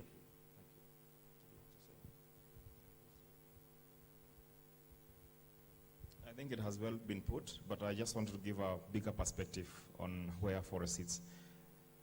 Forests don't exist in a vacuum. They are interacting with people, people are interacting with them on a daily basis. With our statistics across the country, we have 3 million Kenyans interacting with the forests on a daily basis. Most of our forests are not fenced. So you have a farmer who is a neighbor to a forest and who was born and have grown interacting with that forest. They may not even know that going into the forest and taking firewood is an illegality, because that is the neighbor, that's how they have interacted. So as a Kenya Forest Service, we must utilize human right-based approach to dealing with the issues of illegality and to be able to ensure that the forests are safe. And I think Kenya Forest Service is one of the most socialized government agencies in dealing with the communities, because by law, we are supposed to work with the forest adjacent communities. Now in Kakamega Forest, and we must be lucky and happy to say that even the status it is in right now is something that we must be proud of. Why? It is the forest that is surrounded by the heaviest and highly populated rural community in the world. Let's not forget that. That in every 1 kilometer of the perimeter of the fence, we have about minimum of 20 households neighboring that forest. And therefore, we must mind their livelihoods. We must empower them to reduce the pressure into the forest. If they remain poor, we cannot then be able to deal with the illegality. It's a fact. They will come and cut that tree because it's a survival issue. It is not about luxury. It's a survival issue. So as a government, we are working together with other agents of government. As government, we are trying to help them to do nature-based enterprises, ecotourism. They need to change their way of cooking by accessing LPG and other into clean cooking stuff. It's an integrated approach. It is not getting them and putting them in that will help us save our forest. But we have done one thing. Across the country, we have about 256 CFAs. These are communities grouping formed by forest adjacent communities. They have accepted to come together. We are participating with them to know what they must do and what we must do as government. We are treating them as allies of conservation, not as enemies, and that is where we are going. That's a guarantee we're going to give to ensure that our forests are safe. So across the country, that's the social fence we are talking about, and we must engage. And to say that the First Lady, because she is on record, she actually adopted 200 hectares. That's about 500 acres. And on her birthday, which I was privileged to participate, she planted 300 trees. That's a good demonstration. So already for her, she is ready to receive the green certificate. How many of us can take the challenge and start growing 300 trees as we go forth? For the young people who are here, when you are looking for a job, and even some of us, you are required to produce what we call certificate of good conduct. We want to ensure that those people who plant 300 trees should also be given certificate of green conduct, so that basically as you apply for a job, you have an added advantage of having a certificate of green conduct. And Kenya Forest Service already working to see, even on a mobile app, you can say you have planted these trees, you can take a photo, you can submit that report. And once we establish that you have planted 300, you can actually go and print your own certificate of green conduct, and you can have it across the country. Thank you. Thank you. Thank you. I was just thinking, actually, in my lifetime, how many trees have I planted? Less than 10. And, you know, I think if we self-reflect, and I've never asked myself that question before, so it took your comments to make me think, how many? How many should I plant this year? A whole lot more. And actually the challenge that we were looking to try and do to get Kwea, based on your comments, within Kwea or within Karen, to plant 1,000 trees. And also to care for them, because I understand it's not just about the planting, it's about the caring for afterwards. Sorry. Thank you. Thank you, Judge. And for you to think even harder. One tree, average tree, and the research can tell us, it absorbs about 21 kilos of carbon dioxide in a year. One tree generates about 117 kilograms of oxygen. A human being like me, who is average, requires that about oxygen produced by 7 trees. So if you have not planted a tree, you are enjoying oxygen produced by someone else. If you have planted 10 trees, you are only doing it for yourself. So if you have children, they are actually living on borrowed oxygen. We must plant and feed oxygen into the world. Thank you. Just a follow-up. It's also a question to KFS and a general observation. I have attended a lot of tree planting events. I don't know how many trees I have planted, but I don't think they're enough, and I know I have to do more. But we have so many tree planting events. People will talk about, we are going to plant 10,000 trees. But then when you actually follow up and see how many of those trees were actually taken care of and grown, because it's not just about planting the trees. We don't get food security, we don't get enough carbon absorbed from the air by just planting the trees. We actually have to grow them. So my question to KFS is, so like these private organizations and all these community organizations that do tree planting, are there mechanisms in place to follow up on these tree planting events to make sure that the trees are actually taken care of, and it's not, because I know a lot of, briefcase organizations that collect money and say they are going to plant these trees, and maybe they actually will, but then what's the next step after the planting? How do we ensure that these trees are grown? Thank you so much. Now let me take that pressure from my officer here to say this. That was Kenya Forest Service in the past. In 2019, and when I came on board, because I'd be uncomfortable of my time at the helm of Kenya Forest Service, people are planting trees sometimes. You go on Gong Road, Gong Hills, they plant a tree with a camera, it is reported, and then they disappear. We said no more.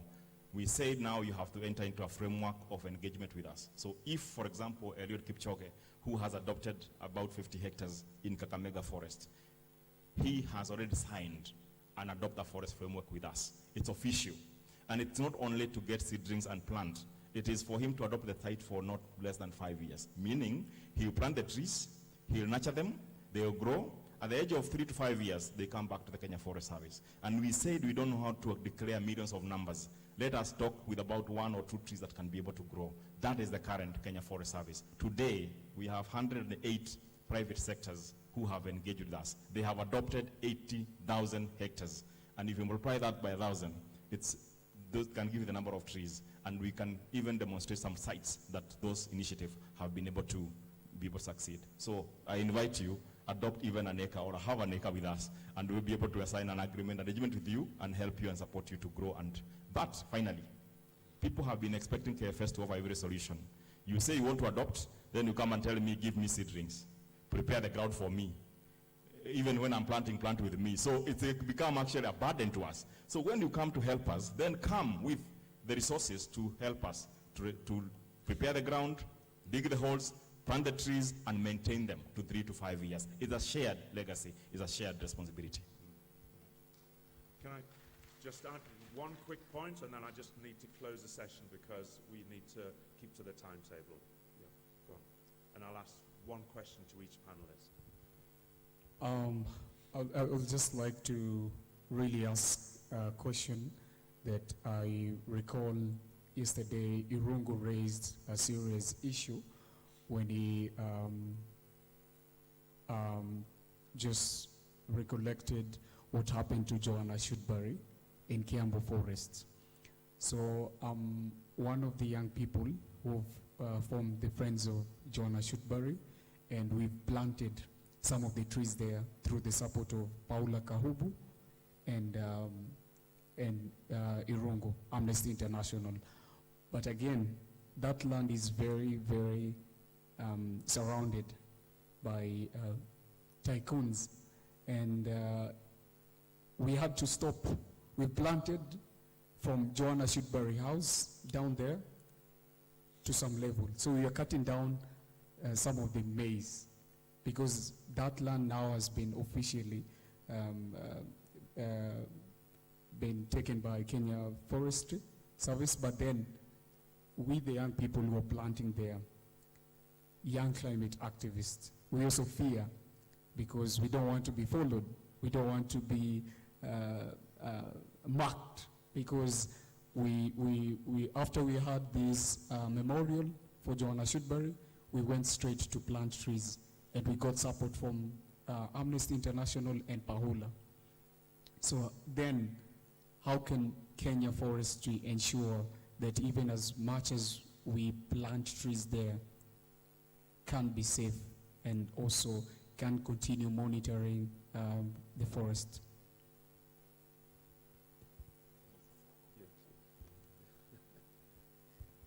That's the problem when you're with the Yeah, government. I think, no, there's no problem. I'm happy actually to serve the government. The point is that we must look from the world from a positive perspective. I don't like lamenting as a person. If I lamented, we won't work. I am a believer that there is Genesis, that's a new beginning. There is Psalms for those who are believers to praise. I wake up in the morning, every morning, with new energy.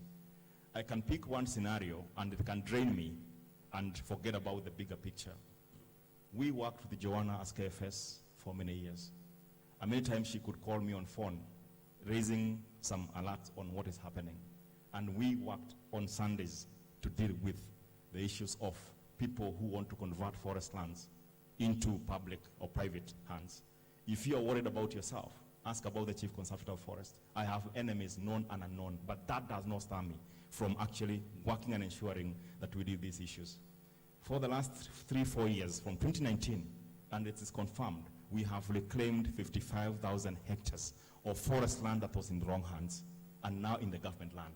How many enemies do I have? It doesn't bother me. I am there to do a divine duty, to secure the life of my son and my daughter and their future. That is a bigger call for us to fight, if we must, and defend our heritage. So you need to be brave, and you need to be more stronger, and not coward or shy off, because we must fight. Yesterday I hosted the Crown Prince from Norway, together with Wajira Mathai, the daughter of Professor Wangari Maathai, who passed on, but who fought for Karura Forest for many years. And today we are enjoying Karura Forest, 50,000 people every month because of the sacrifices that she made. We must make our sacrifice today and now, and we must fight. This is not for the wavering, this is for the strong souls, and we must fight it. And we need your support, and we need your voices to support us do so. We are doing this on human rights-based approach, but there are some areas like Kiambu Forest and Kamiti Forest where there are court cases, and as the government we must respect the process of the law. And when you are told to maintain a status quo, you have to obey the law, otherwise there will be a problem. So Kiambu Forest and Kamiti Forest, those are forests for now we can say we may not be able to do much until the court processes have been dealt with. But join us, there are many other areas that we can be able to work together and deliver this country from the chains of people who believe they can take public land and make it private land. Do I focus on what could happen to me every day? No. My officers and my rangers across the country, they are facing serious threats to their own lives. We have lost rangers. Activists, we also want to hear your voice. When I lost a ranger from a criminal, where is your voice? Where is the voice of the activism?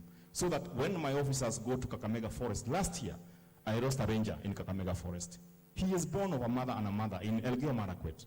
He is human, but we don't hear voices speaking about people also taking it on their hand and also arming people who are defending the heritage of this nation. Thank you. Can I end on that note, because it is a powerful message and I don't want to lose it. I'm sorry if we couldn't take other questions, but I have to keep to the timetable we've got. Can I ask you to give a very warm of applause to all the panelists and their contribution, please? Picking up on that, where are we? So in terms of the universities that are here, the academics that are here, one thing we can do is join together as activists and help empower Kenya Forest Service. So there are friends of, there are activists, and we're always stronger together. Always, always stronger together, whether we're trade unionists or environmental lawyers or activists, all of us. So please let us keep that spirit of what we can do together and not what we may not be able to achieve. Thank you, and please plant far more trees than I have up till now. Thank you very much. And if I can say, we're going to take refreshments. Can I ask you to do that as quickly as possible? And we look to be back in here in the hall ready to start at 12:15. So please take the coffee outside, take the selfies outside, and back in here in your seats 12:15. And please don't bring any food or drink back in the hall. Thank you very much. Let's have a photo opportunity, please. Also, for the delegates, be sure to pick your cards to access the cafeteria.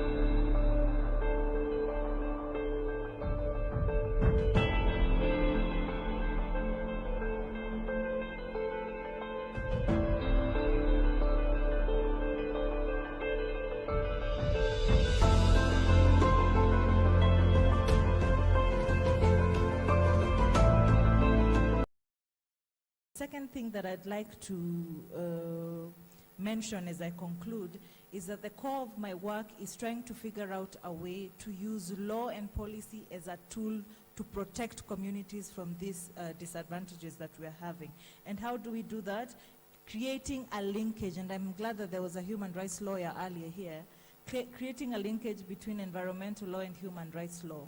And one of the key things that happened this year during the UN General Assembly in June is that we now recognized environmental right as a human right, an inalienable human right.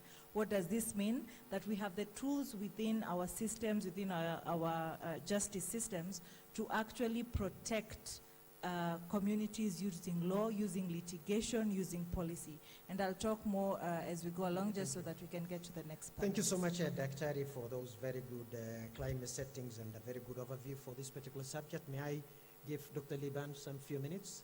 Also, just to, without really repeating, but put also some lights into the subjects. Okay, no problem. Yes. How we can add more value to our communities. Thank you. Okay, appreciate. Thank you for the opportunity. So, good afternoon, ladies and gentlemen. My name is Liban Etiam. I'm the founding director of Etiam College. So, on the topic about how to preserve our wildlife and sustain our local communities in the process, I would like to tackle it from an ICT perspective, if I'm being honest. I've been here since yesterday, early in the morning, if I'm being honest. So, I've listened to the panelists speak and tackle on the theme of climate change. Most of the people around here are their youths. So if I look at the current culture right now, and the current modern tech world which you're living right now, technology is involved everywhere, if I'm being honest. So first things first, I'm going to speak about preserving the wildlife, which is also going to cut down also to preserving also and sustaining the local communities. I'll just try to key in points which are related to each of them. So first things first, I would like to speak about, we have two options to preserving the wildlife. If we're speaking about preserving the wildlife, we're also about preserving the human beings around them. So this all revolves around climate change. And at the end of the day, they all revolve about a technology. So we have two options, which I'm not going to try to repeat, which they spoke about in the morning. That's planting trees. We call that the biological way, or the most common use term is the natural way. So we now have the technical way.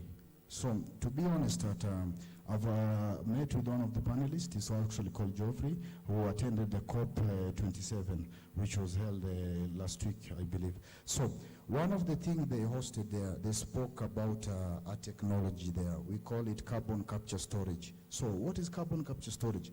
Carbon capture storage is simply an ICT-based platform whereby we use big air turbines which actually capture the carbon on our air. Then we do what with it? It is actually stored underground.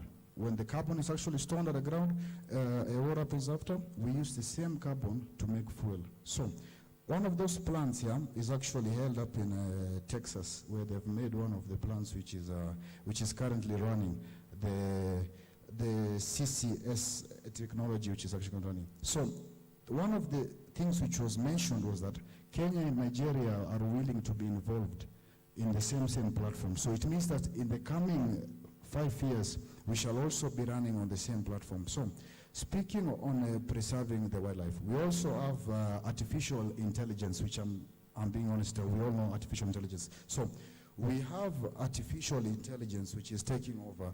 Through example right now, you cannot preserve wildlife, yet you don't know even the current number. You don't have the data on the statistics of what is being held. You can't come here and say you're preserving the audience, yet we don't know even the audience were there. So we have this technology which is called anti-poaching transmitters. I believe that most of you watch wildlife videos. You will see that we might have a tiger, a lion, or a cheetah which has a transmitter on the neck. So this shows you how technology is playing a crucial role in that. So those transmitters help us to track, and also they help us to make sure that we can preserve the wildlife in the society.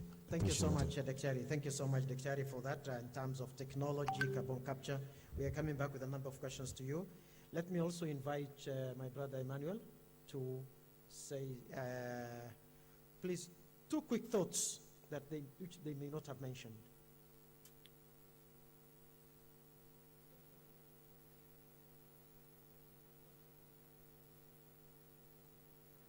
Good afternoon.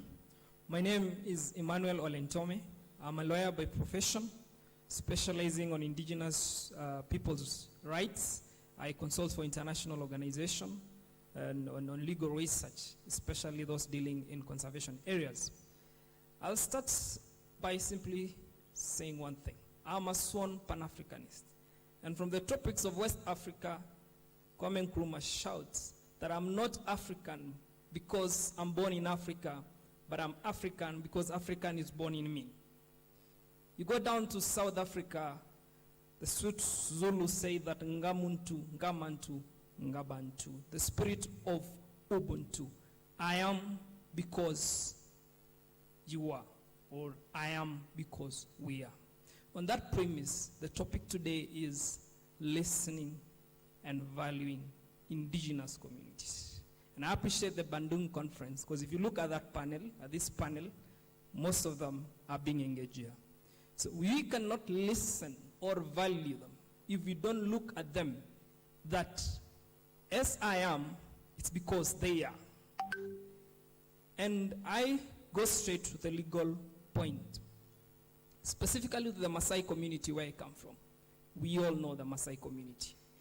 As much as we know that they are very welcoming people, I will say one thing. Behind their glittering smile and jumping up to the skies, behind is a crying face, nostalgic of the lost land that they had and the continued loss of land they have. Why do I say so? Because we look at the history of indigenous people's rights internationally. When you look at the history of international indigenous people's rights in the aspect of the whole circle of international human rights, it has gained traction. Right now we have the United Nations Declarations on Indigenous People's Rights, which I applaud that it gives a wide framework on how to protect human rights. And it's what mostly I do in terms of looking at the international organization, the international corporates investing in the tourism industry. That declaration has guidelines as how to go about valuing these individuals. But how often? What is on the ground? When the declaration was being brought about, the tragedy is that the African nations themselves oppose it, led by Namibia in 2006, where they say that we don't want to grant the indigenous peoples the right because it is akin to self-determination and secession. So we are looking at a place whereby we need, as states and African countries, to recognize the indigenous peoples so that they are able to look at that. Thank Dr. you, Just a second to summarize on that. What we are discussing today is simply how do the governments, the corporates come in making sure that there is no conflict in terms of land and in terms of wildlife. We'll compass it as we go. Thank you. Thank you so much, Emmanuel. Please, may I welcome Elima to also share in 2 to 3 minutes your thoughts. Thank you.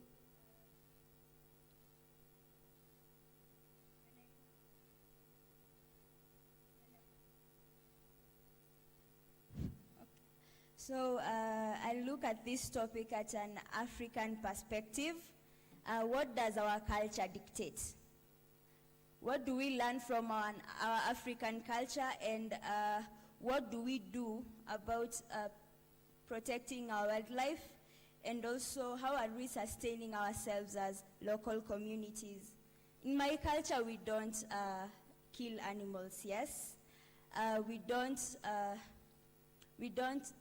dirtify the water points, and these are one of the ways in which we protect the environment, protect the wildlife sanctuaries that we have. And I'll go to the importance of empowering the local communities. When the government works with the local communities in the preservation of wildlife and maintaining the environmental status and all that, this is one of the ways that would really work and promoting this will really help so many people, and it will also help the wildlife sector in improving on the conservation of the environment and protecting the wildlife. I'd really like to acknowledge the Northern Rangeland Trust. These people have empowered the women from our area in beadwork, and this is one of the ways that they've been able to sustain the local communities and also preserve wildlife. And we also need to find ways to balance the land use between the livelihood from the local communities and also the wildlife habitat. And my last point would be on, I want to pose a question to the crowd, to the people here. Why do we let the white people dictate how we should run our lives, as in how we should take care of our environment? Why do we call the African man a poacher, and why do we call the white man a hunter? Thank you That's so a much. Thank you. question Can you I clap wanted for to her on that pose to question? Clap for everyone. her. Thank you. That is a classical point. Stop there, my dear. Thank you. That is a good one. Let's hear, Firdausa, why do we call a local people who want to use wildlife as poachers and a white man best resource use? What is your thought? 2 minutes. To say the least, that is ridiculous, because the African man is a conservator. We've never been known to destroy our environment. We've been known to preserve, to use it in a sustainable way. But then now, the white man has come and introduced all these other aspects that were not known to us previously, and which the main aspect of that is profit. Because when the African man looks at nature, he doesn't see profit. He sees his home, he sees food, he sees nutrition, he sees medicine. But then when someone comes to set up a conservancy and charges $5,000 a night, you see exactly what it is they're looking for. And then they become the savior because they are conserving. But yeah, we have it wrong, and like I said before, that the tables have turned on us, and it is time for us to stand up. And by having indigenous lawyers, activists, it's time for us to really give an African perspective to this. And because we cannot talk climate change without talking about conservation, without talking about people. We have to have a human rights-based approach to conservation. Thank you so much. Yeah. Thank you, Madam Firdausa. Now, quickly, I will pose one question to each panelist, and then I'll come to the audience. My sister, Dr. Gitari, this country is not in short of laws and policies. We have got the best policies. Yesterday, when I was attending National Environmental Conference, Professor Atemo was saying that Rwanda, which is today the icon of Africa in terms of laws and best environmental management, they copied our MCA, and it worked for them, but it did not work for us here. Where is the problem in our country? I think the problem lies in two folds. Number one, the lack of individual and corporate responsibility for our environment. That we have created our laws from the perspective of it is the government's duty to, and it is the citizen's right to. So the citizen is clamoring for rights where the government has to fulfill a duty. But then the question becomes, what's the citizen's duty? What is the duty of the citizen to ensure that we get to where we want to be? What is the duty of the citizen, and how do we empower the citizen to interact with enforcement of our environmental governance laws? That's one. From a corporate perspective, like Firdausa has said, when we look at natural resources through the lens of money and finances, we often miss the mark. Yeah? And if we have to look at environment through the lens of money, then how about making it incredibly expensive for companies to pollute, right? The second issue where we haven't gotten where Rwanda is in my perspective is that we have a situation where environmental governance, natural resource governance, has been subjugated in macro level policies to third tier issues, when you look at governments who have come in over and over from the time we became a republic, as it were, when you look at the manifestos of the current government in force, the manifesto of the previous government, when you look at former President Uhuru's, what was he calling it? The four pillar, what was it? The Big Four. The Big Four agenda. Before that, it was Mwai Kibaki with Vision 2030. We had to, I'll use the word clamor. We had to lobby for an environmental committee to sit at Vision 2030 headquarters. So that's the problem. Asante sana. Thank you so much, madam. You have really raised golden points, which I'm sure our audience are really appreciating. Let me quickly go to Dr. Liban. Dr. Liban, you are talking of injecting carbon into underground systems. Do you think, and then you have mentioned about issue of technology, do you think that is where our solution lies? And what convinced you that our climate change problems or food insecurity problems or both pollution, climate change, and biodiversity could be solved technologically? What convinced you? Just one quick point, only one. I'll just make one point here, and also I'll try to make it quick because I also have a question for one of the panelists. If I don't ask it, it's going to be very bad for the audience, if I'm being honest here. One thing which I wanted to understand is that the panel which was here previously mentioned that we should plant trees, which is very crucial. It makes sense. But let's look at it from this perspective. Yeah? He mentioned that they usually sign a 5-year plan to make sure the trees have grown, right? So if we are supposed to wait for 5 years to implement the same thing which can be cured by modern tech, which we have the resources and the funds to do it, why should we be able to wait for 5 years? I'm not trying to question his platform, but I'm just trying to say that technology is growing, and Africa is one of the continents which is coming up, Kenya to be specific. So the funds are there, we should invest in it, because as per for right now, it says that 1 megaton of a CO2 plant is equivalent to 40 million trees. I believe you can see the huge difference, if I'm being honest. So it shows you how technology is impacted. So as I finish up, so that I don't understand, I will have one question for our lawyer there, which I think most of the audience are going to ask themselves. If we speak about preserving our wildlife and a community on the same topic, one question will be running in mind. Between the wildlife and the human beings, who's more important? I think the lawyer will have a question on that later. Thank you so much, Daktari. Please proceed, Madam. Emmanuel, can you respond to that question? Human life and wildlife, which is more important? Can you respond to that? My answer is very precise. Human life over anything. Why?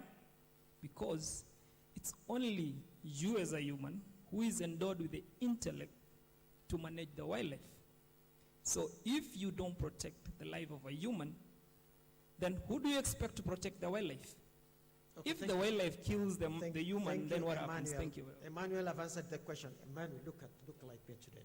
Today, one of the catastrophic difficulties facing the indigenous communities is the menace of land grabbing.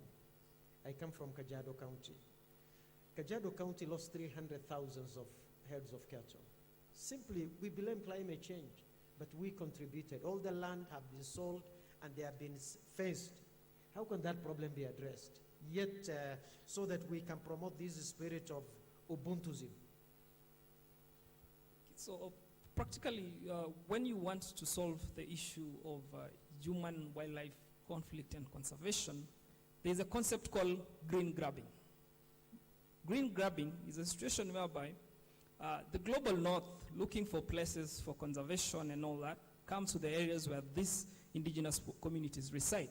So the most important thing is that we cannot refuse the capital flowing from outside.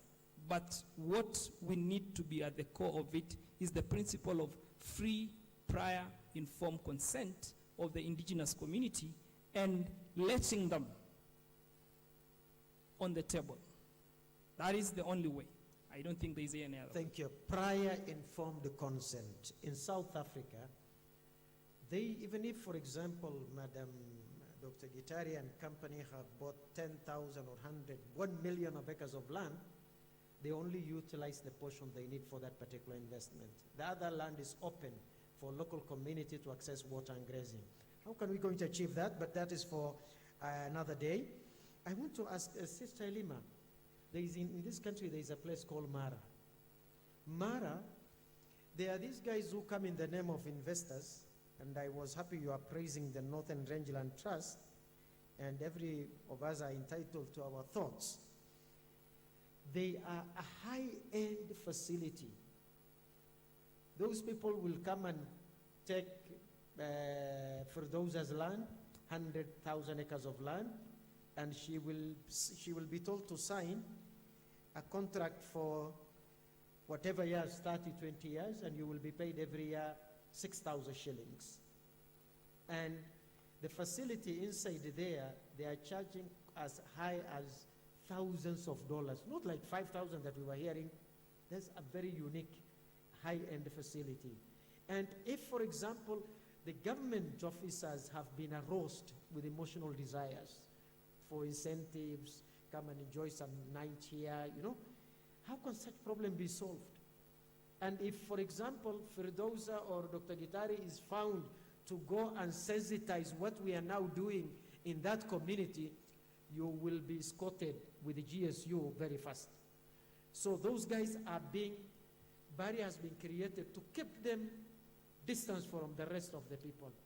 Government officers, they are being protected not to go there. Intellectuals or community activists are told not to go there. How can such problem be addressed so that we can achieve empowerment, please? I think, first of all, I'd like to thank my sister from the Burji community. It's really an honor to have people from the northern communities representing their communities in international levels and also creating awareness. I think the problem can be solved by people who are, like my sister here, talking to the community. We have to support each other, strengthen the communities. We have to know the importance of working together. Because I am, because we are, and we are because I am. So any person's effort should be recognized, and working together would really help us overcome such challenges. I'd like to, maybe for the CBOs and the NGOs that are mostly working just because they want to profit from the NGOs, they want to get money from these people. Okay, there are so many of them in the world today, but we can create groups from the communities that will be able to defend these people. In that community, maybe you'll find a lawyer, like the lawyer here, Mr. Emmanuel, and they can defend the rights of these people. Asante sana, thank you. I'm coming back to you. Thank you. Now, to Madam Firdausa, the difficulties with this, one of the challenges facing indigenous communities in this country, their voices are not heard. And I appreciate what our young scholar Elema mentioned. Now, how can we increase the voice of the voiceless so that they are heard by His Excellency President William Samoei Arap Ruto, is heard by the President of African Union, so that whoever goes there to invest, they are already clearly stipulated guidelines, and there are mechanisms put in place to ensure that those guidelines are respected. And that is one. And then the other thing that I want you to really just say this bit of it is, how can we check the problem of mindsets in our community? Thank you. I'll start with the mindset. First, when it comes to conservation, we have to stop looking at it like it's an exclusive activity set aside for a specific group of people.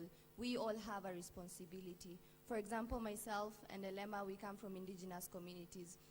Thanks to God, we've reached this far. So now we have a responsibility to go back to our communities and to capacitate them, because we got here because of the support of those indigenous communities that we have come from. So we have the responsibility and now the ability to go back there and to capacitate them, to increase their bargaining power, so that when these organizations, with agendas come, we have a stronger bargaining power as a community, and not just sitting there waiting for them to come and initiate these projects.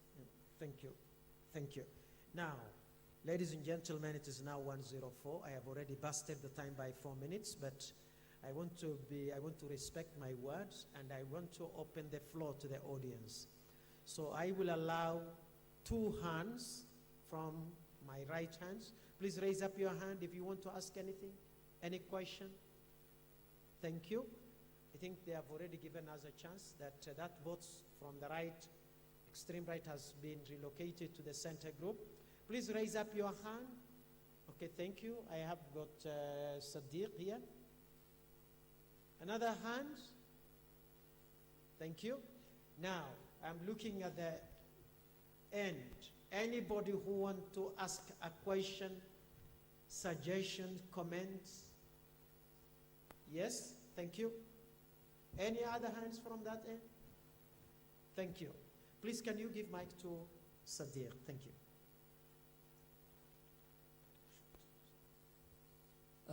Assalamu alaikum and good afternoon. I have a question. I think it's more of a global sense and also a local one. But I'll start with the 30 by 30 agenda has a lot of repercussions when it comes to its implementation, and the panel before and also this panel have discussed how it has been. The conflicts with the communities, people being evicted and so on. And all of us are revolving around something that we already see the problem, but somehow we are trying not to address it. In the sense that today there are organizations that are created, dominating, they are funded, they're lobbied by conservation organizations from the global north. And we are paying the price of an ecological crisis that we don't bear responsibility for. Right now, we have over 300 million people in key biodiversity areas, and according to the 30 by 30 plan, they are to be evicted. A very expensive thing, and the conflict is inevitable. So my question is, first, I'll start with the local sense. For example, we've been told about the Maasai people who are paying 200 shillings to graze a single goat in Laikipia County. Ask the question, no explanation, okay. Just ask the question. Okay, I'll straighten the build up to my question. Now, do we need to detach ourselves from these global north organizations that are dictating, the way Elama said, on how we need to conserve our environment? Thank Should you. they Thank leave? you. It's 2 questions, sir, please. No, only one vote. One man, one vote. Finish. Okay. One man, one vote. Thank you. Will not allow that, and I will request the lawyers to respond to that. Lawyers only. Dr. Please respond to this Sadiq question. Do we need to detach, or do we need to take our spear? You know, that is a trick question, because JSU might come here and say we take spears. But I don't think it's possible, or we should ideally look at it from that binary perspective. I think there are a lot of rotten tomatoes in the NGO world. I think there are some good initiatives that are happening. Conservancies in this country benefit communities directly with over $4 billion per year. This is money going to communities' pockets. Whilst at the same time, there are situations like Dr. is talking about where communities are disenfranchised. What we need to do is create mechanisms and frameworks that assist us to get there. And as I conclude with that particular answer, conservancies in Kenya is a very interesting movement. Conservancies existed with a complete legal framework, self-governed for 20 years before they were recognized in law. The current law, the Wildlife Conservation and Management Act, recognized conservancies as a key player in wildlife conservation in 2014-16, when the act came in, 2013, when the act came into force. Before that, since 1976, completely self-regulated, right? So it's possible to actually create something that supports communities' livelihoods. Thank you, Dr. Thank you, Dr. for that. Please, you ask your question. Thank you. Ochieno Willis Okelo. My question is about the funding of the civil societies. And one of the funding is the political funding by the politician. And this compromises the civil societies. So my question to the panel is, how can we eliminate the compromise brought by the political funding in this way?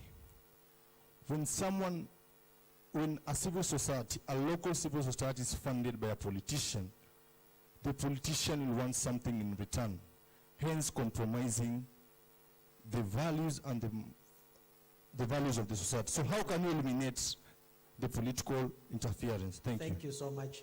My brother Emmanuel, it's like you have an NGO which you are funding so that you can use it as a stepping stone to become the governor for Kajiado. What is your take on that, to address that problem?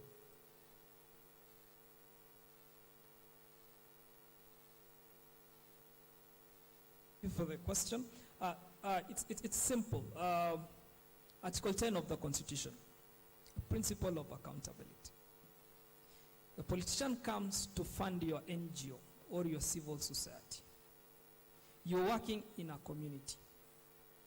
The question goes back to you and I. Are we able to hold the NGO or the civil society and the politician accountable for what they're doing? Because you cannot just have, if it's a civil society and you are not aligning yourself to what a civil society is supposed to be doing, then that is contradicting, because a civil society in essence is supposed to protect or to defend the rights of the community. Now as I'm throwing a ball to all of us, and I'll close with Frank Dubois. We all know him. He said, I'm a Pan-Africanist. He said, the time is now. The time is now. You and I. When you sit there, I'm sitting here, we are informed. It is up to us to inform our communities of the agreements whoever is entering into, so that we are able to hold them to account. Because if you have a little education, I have a little education, but you're not doing something in your community to be able to make them know their rights, then we are failing there. So the ball goes back to us. Thank you. Thank you. Please pass that mic to Dr. Liban. Dr. Liban, you have 15 seconds to do your parting shot so that they have got something. You know, culturally speaking, when we used to go to another elder's family, when you are coming back, when you go there, you put some sugar, some tea leaves, a bit of tobacco, and then you fold it, and then you take to the home you are visiting. So all these people are planning to go back home today. So what will you suggest to them as you are parting shot? 15 seconds. Yes. Okay, so basically, I would just love to advise her, because the big percentage is the youths. Number one, I'm going to just try to implement as a comment here to what they've been saying. The only way and the only main reason why most of the people are being paid 6,000 per year, as you mentioned, is because they are not learned enough and they don't have the bargaining power. So the only option, you have to go back to your cultural places. As you're going home, if you have a cultural places, your main job is to instill and to empower the people who are on the rural areas who don't have the bargaining power and don't know the value of their land and the value of what they're being paid for less. Your main focus is to go there, implement that on them, empower them, and show them the value of their land, so that in case an NGO or any other community which comes and tries to give them, as you're saying, the Western culture is trying to manipulate them, they will not be manipulated. Asante, thank you. Daktari? My challenge to the people herein today is find the thing that applies to you. Find a thing that you contribute to help this country move forward in respect to community conservation. In your sphere, whether you're doing international relations, whether you're doing journalism, whether you're doing law, find a thing that connects to communities, using their resources and benefiting from their resources for the betterment of the country. Thank you, thank you. And just to build up on what Elizabeth has said, educate yourself. There's really no way that you're going to get up like on a stage or going to a community from a point of little knowledge. You have to empower yourself with knowledge. Like a child educated and empowered is a whole community educated and empowered. So use your knowledge and learn more. There's never enough. Thank you. My parting shot is simple. I am because we are. When you go to the Mara, don't stop there. Take a photo with the Maasai and we say, I went to the Mara, saw Big Five, and I saw the Maasai. Don't make them an object of guess. Let's value them. Give that 1 minute you're taking a photo to tell them about free, prior, informed consent and benefit sharing. Thank you very much. Thank you so much, my sister Elima. Out of 12 jobs in Kenya, one is linked to the wildlife sector. And I'd like to just say that we did not inherit this land from our ancestors, but we borrowed it from our future. And as we continue discussing on climate change, we'll just discuss and leave. Some of us might forget things here, but we have to remember that we need to act, and not just act because you're seeing other people doing it, but you have to remember that you have to protect your future, protect your children, grandchildren, and the other generations that are coming. Thank you. Thank you, Madam Elima, for that. Ladies and gentlemen, now we have come to the end of this session, but I want to leave you with the following thoughts. The NASA of US is doing explorations of the Mars and beyond. Will they get another opportunity to settle 80 billion people on the Mars if they succeed in their science, technology, and innovation of space exploration? Will there be another Mother Earth that we can find if we succeed in destroying this one through climate crisis or through pollutions?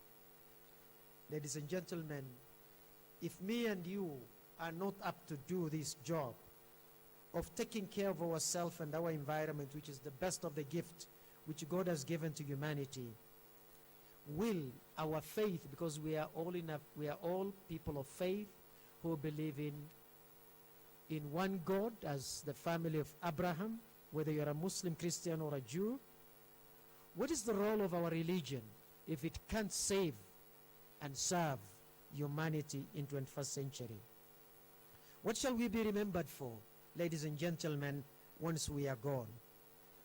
Today you are the student leader or student president at Catholic University of Eastern Africa, or you are a student leader or a president for Umma University student or so. What will you be remembered for?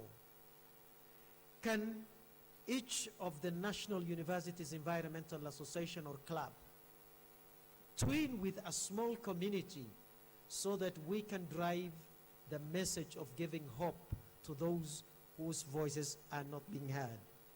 Ladies and gentlemen, may I request each and every one of you to stand up, please?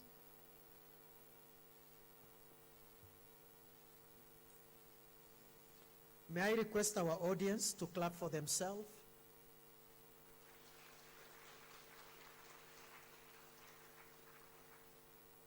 May I request that audience, we appreciate our scholars who have given us their best, which God has given to them in terms of their knowledge. And let us jointly thank the technical team that have really been lubricating the connections, the success of the electricity, the voice systems, and everything else. So let's clap for them. Join me to thank, ladies and gentlemen, Bandung, Africa for organizing 2022 conference successfully, and for Catholic University to give us this enabling environment. And God bless you all, and thank you. Thank you so much. Thank you, Mr. I think now we can break for lunch. Please. Yeah, thank you, Mr. Ali, for that interactive and interesting session. From here, we are going to have our lunch, but before that, we'll allow our Muslim brothers and sisters to go have their prayers for about 20 minutes as we wait for our lunch also to be ready, so you can hang around and interact with each other. And immediately the lunch is served, you are urged to eat haraka. Yeah, and come back. Thank you. I have been made to understand that there is one ritual that is remaining, that there is a need for photograph, group photo of the panelists and some few delegates for the purpose of documentations of this particular session. So please let us request for some delegates to be available. Just yet they join us here, and then we have a group photo. Thank you.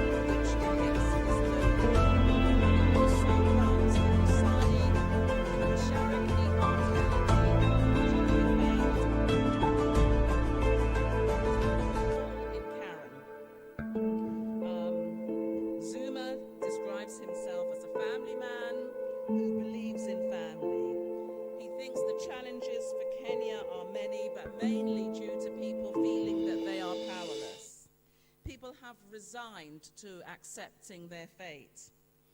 He thinks the government and civil society needs to raise awareness, but that awareness should be based on facts and knowledge, because too much of it is based on propaganda and politicking. He believes that we need to return to African traditions and local ethnic solutions. The knowledge is here, but it is being ignored. But together, if we focus on what needs to be done, using the learnings, the teachings, the knowledges of our ancestors, then Kenya can overcome, as can Africa and the world, some of its most pressing problems. So it is my pleasure, and please give a warm welcome to Zuma Maseti.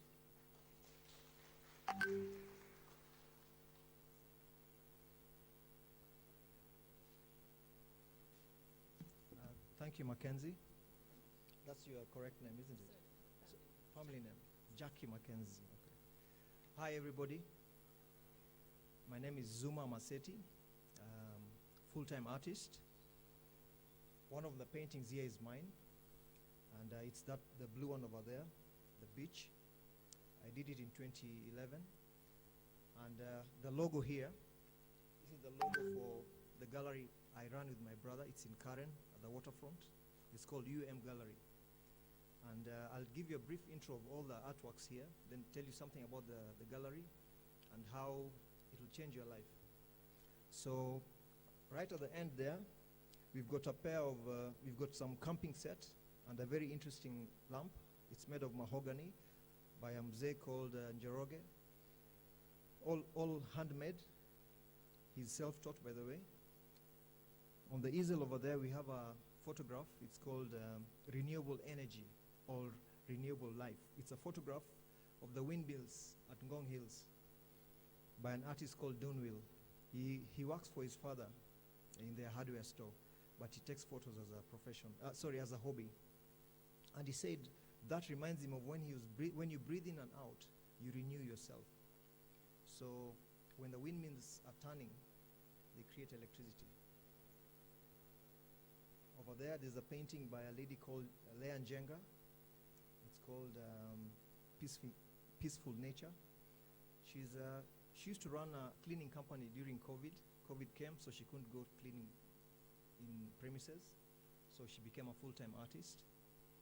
And next painting, a bit light green, is called Upgrade Slum by one of our artists called Kimani Gishau. I call him a reformed banker. He used to be a banker, and then he was told you're in the wrong place. He did a portrait for one of the directors as an early retirement gift. And then the director made a speech saying that he's retiring at 50 instead of 55 so that he can go home and do what he wanted to do, farming. So Kimani was there wondering, I'm being told I'm in the wrong profession. Every time somebody needs a gift, they ask me for portraits, and here I am. And when he enters the banking hall, he's called Msanii. Msanii is artist in Swahili. It's not even called banker. So he left his job. He's also a musician. So Upgrade Slum is the name of that painting. It was inspired by, during Kibaki's era, or President Kibaki, he wanted to upgrade the cities. So according to Kimani, cities are just slums. If you compare a city to, say, a forest or a jungle. So you're saying, so we're going to upgrade the slum. That's his view. This one is mine. Then up there, oh, by the way, mine is inspired by a real place in Diani. There's a campsite called Twiga Lodge. So I go and camp there. And then I used to go and take, I didn't have a camera. There was no smartphones. It was 1998 thereabouts. So I used to sit by the beach and sketch the waves. Then I go home and create paintings. So that's that place. Up there is a painting called Kaira by a lady called Jemini Bagela. Interesting enough, we just picked these paintings at random yesterday around 2:30 in the morning and brought them here. That is very much in keeping with the theme of the conference. It's about disappearing forests. So she says forests are just floating in the air. They'll just be in our imaginations at some point. And then we didn't know that. We just put it up there. So this morning she told me what that painting means. And then over here, we have a painting by another lady called Amtaf. She calls herself the only Somali, female Somali Kenyan artist. She's a housewife, works from home, and self-taught also, paints in her free time. That painting is called Escape. It's about, she's trying to escape the realities of her current situation. She's a housewife. She's got all the duties of taking care of 2 young children. So around there, the wall is made of unga. There's even sugar. All the things that depict domestic existence. So break the wall and you escape to that. And then over here we have a painting. It's called Forever by Julian Amplapi. It's about romance. So romance, so you go through the trees all the way to the end, almost unreachable. That's the moon over there. So that's what romance is for very many people. So, and then in between here we got some stools.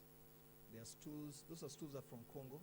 They're from the Luba tribe, and they are in our gallery. We have over 210 artists in the gallery at the waterfront. And the interesting thing about our gallery is all our events are free. We have Art Adventure, which happens every Saturday from 2 to 6. Our artists are there on hand to help. They volunteer. You can come there. No skill needed. Any age. Jumping, it's an adventure. We also have Men's Month, which we had in October. Last month we had only male artists, and the theme was the inner man. And we had a talk every Sunday on manhood and life. And then last June we had Women's Month, which was only female artists. Their theme was breaking the bias. So for the whole month they displayed artworks. We had events every single weekend. We had mental health talks. We had a play. We had a crochet workshop. So that's what we do. We motivate people, and we train people to go inside themselves, because every answer is inside. And like Mackenzie said very clearly here, I believe people feel powerless. And when we use the gallery to pass on a message, it goes in deeper because you don't expect the message is coming. And it's very easy, it's easygoing, you're relaxed, you're doing an activity you love, but you get something. When you walk out of the gallery, you walk out different from when you walked in. Any questions from anybody? Yes, thank you very much. Let's give them a big hand. Zuma Massetti. Any questions from the floor? Any questions? How can art be used? Do you want to tell us a little bit about how art can be used in bringing across a message for, dealing with the solutions?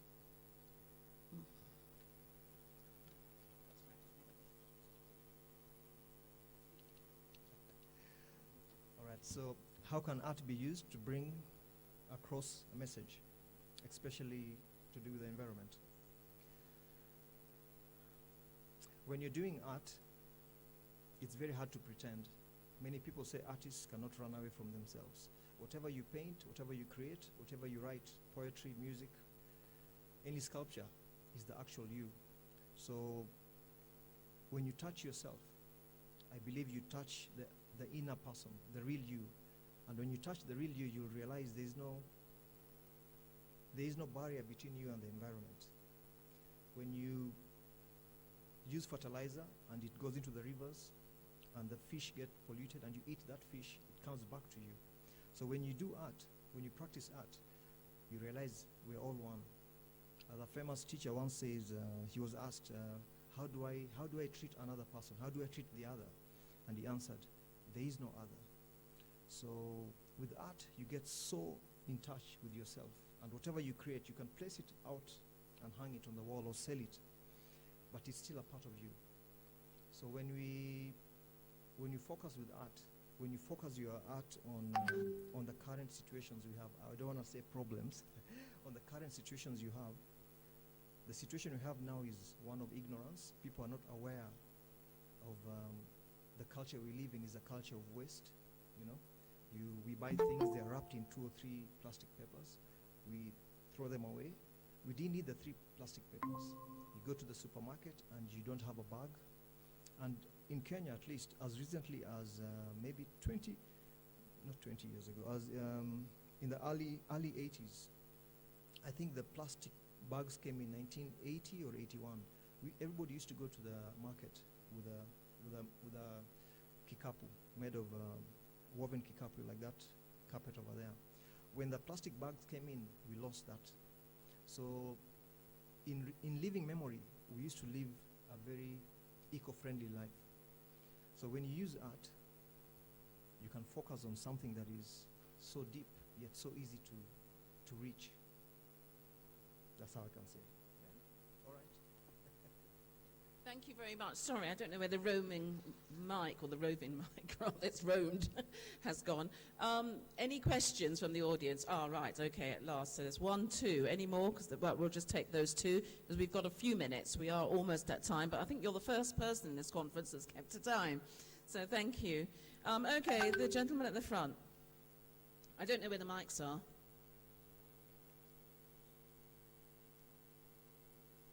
Oh, one's coming down.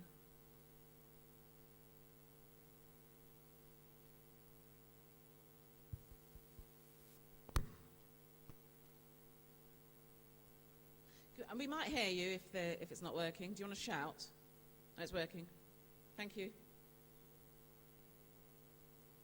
What's happening? Are you trying the mic? It's in your hand.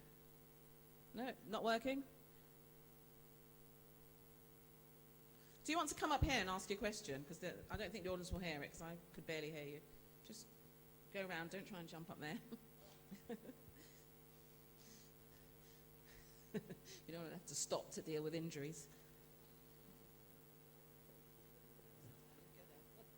So, of course, so my name is Liban Etiam.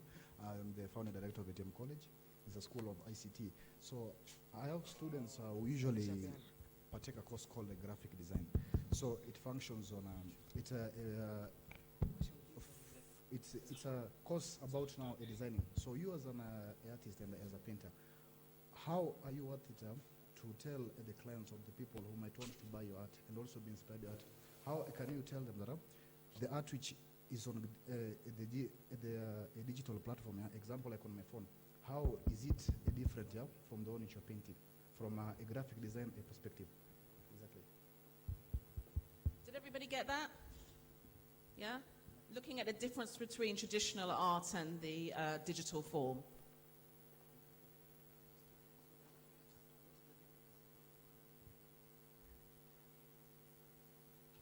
So what is the difference between digital art and analog art or traditional art? Digital art is created on a device. Could be a phone, could be on a computer or a tablet. And then digital art exists only on that device until you print it out or output it. You could use a 3D printer to create a sculpture, or you could print a poster, or any merchandise actually. You could print it on a t-shirt, on a cup, as graphics, on a pen. So once you've created it, it's now an actual object. But traditional art, the main difference with traditional art is created by hand, by a human being. And traditional art has got a very different feel from digital art. Most digital art is very clean and precise. And when you're doing digital art, you actually emulate an actual art somewhere that you saw or you're inspired by, or you emulate a photograph. So digital art is a copy sometimes, or representation of an idea of something real. But traditional art can actually be a real thing in of itself. For example, the baskets over here from Rwanda, I believe. Yeah? The basket by itself was an idea in somebody's head or in a community's head. It was actualized into existence. So it exists, and by itself, it has its own energy. Digital art, it is produced for a specific purpose, like graphic design. It's to communicate, pass a message. Like the graphics at the middle, the bottom of the screen, it's supposed to pass a message. It's a form of communication, always. But I see the challenge with digital artists is they're trying to put feelings and passions. I always say drawing, you draw out of your soul, and painting, you paint. Painting is feelings. So when you come, you guys are invited, come for Art Adventure, 2 o'clock from 2 to 6:30, waterfront, first floor. When you get a piece of, we use recycled materials, but we use old carton boxes, we use manila, we use brown paper. When you take a piece of blank carton on your hand, something happens to you, you feel something. And then you start producing what comes from you. But when you're working with a device, you already have an interface, a digital interface. First you have to understand how to use it, you have to learn some computer skills. You have a little mouse, which restricts you to your finger movements, you see? So you're not using your entire body. You can't really feel when you're using a mouse. So the challenge is when you're doing digital art is to infuse your own feelings in there.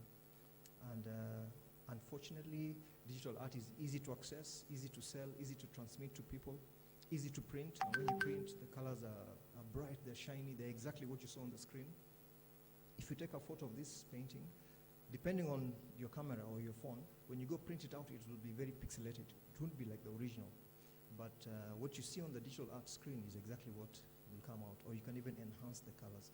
So it's easy to reproduce works or to create reproductions. And given people want cheap things. So a lot of digital artists are getting a market because of not because the work has feeling or has any other weight other than the work is cheap to produce and to reproduce, because it's just a file on a computer, you see. All right. Brilliant. Give him a hand. That's brilliant. Thank you. I mean, the digital form is easily accessible to anybody who has those devices and access to the internet. So obviously it's going to be very popular and may be a really good tool in terms of spreading the messages, particularly around climate change and the climate crisis. But nothing is ever going to replace the traditional art form, which has been handed down from centuries across millennia, and which will protect the heritage. So artifacts, for instance, nature, trees, particular trees, you know, bits of carvings. We were at the Hell's Gate Park and just looking at those sculptures you know, on the walls or on the rocks rather. We don't know whether they were natural or man-made, but they're certainly beautiful and certainly hundreds and hundreds of years old, and all of that is art. So really important in using the traditional form to explain to people what it is we've got to preserve and protect. There was one more question. We've only literally got about a minute, so you're going to have to be really quick.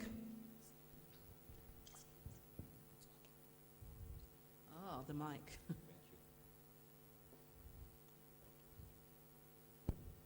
Yes, my name is Benedict from Latewa Community-Based Organization. So actually this is something that we relate to as an organization, because at our organization our mission is using art to effectuate not only social change but transformation and justice within the community. So our interpretation of art is a bit broad, because how people dress is art, how you talk is art, apart from the conventional artistic views that people have, legal ingenuities are art, everything is art. So at our organization, our art mainly comes from repurposed to recycled waste material, where we go to institutions, we get their waste, whether it's paper, plastic, or discarded clothing garment like bed sheets, to make aesthetic art planters.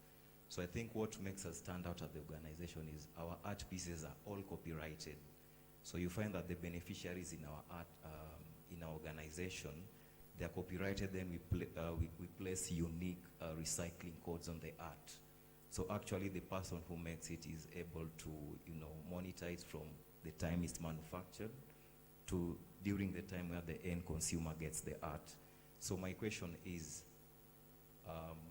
has the organization worked with community-led organizations like us? And if not, are there avenues where we can explore possible partnerships so that this knowledge is brought to the basic community level, where the community members can also get trained on practical skills on how they can use their art not only to effectuate social change in terms of environment conservation, climate actions, but how they can also use art to earn secure and sustainable livelihoods.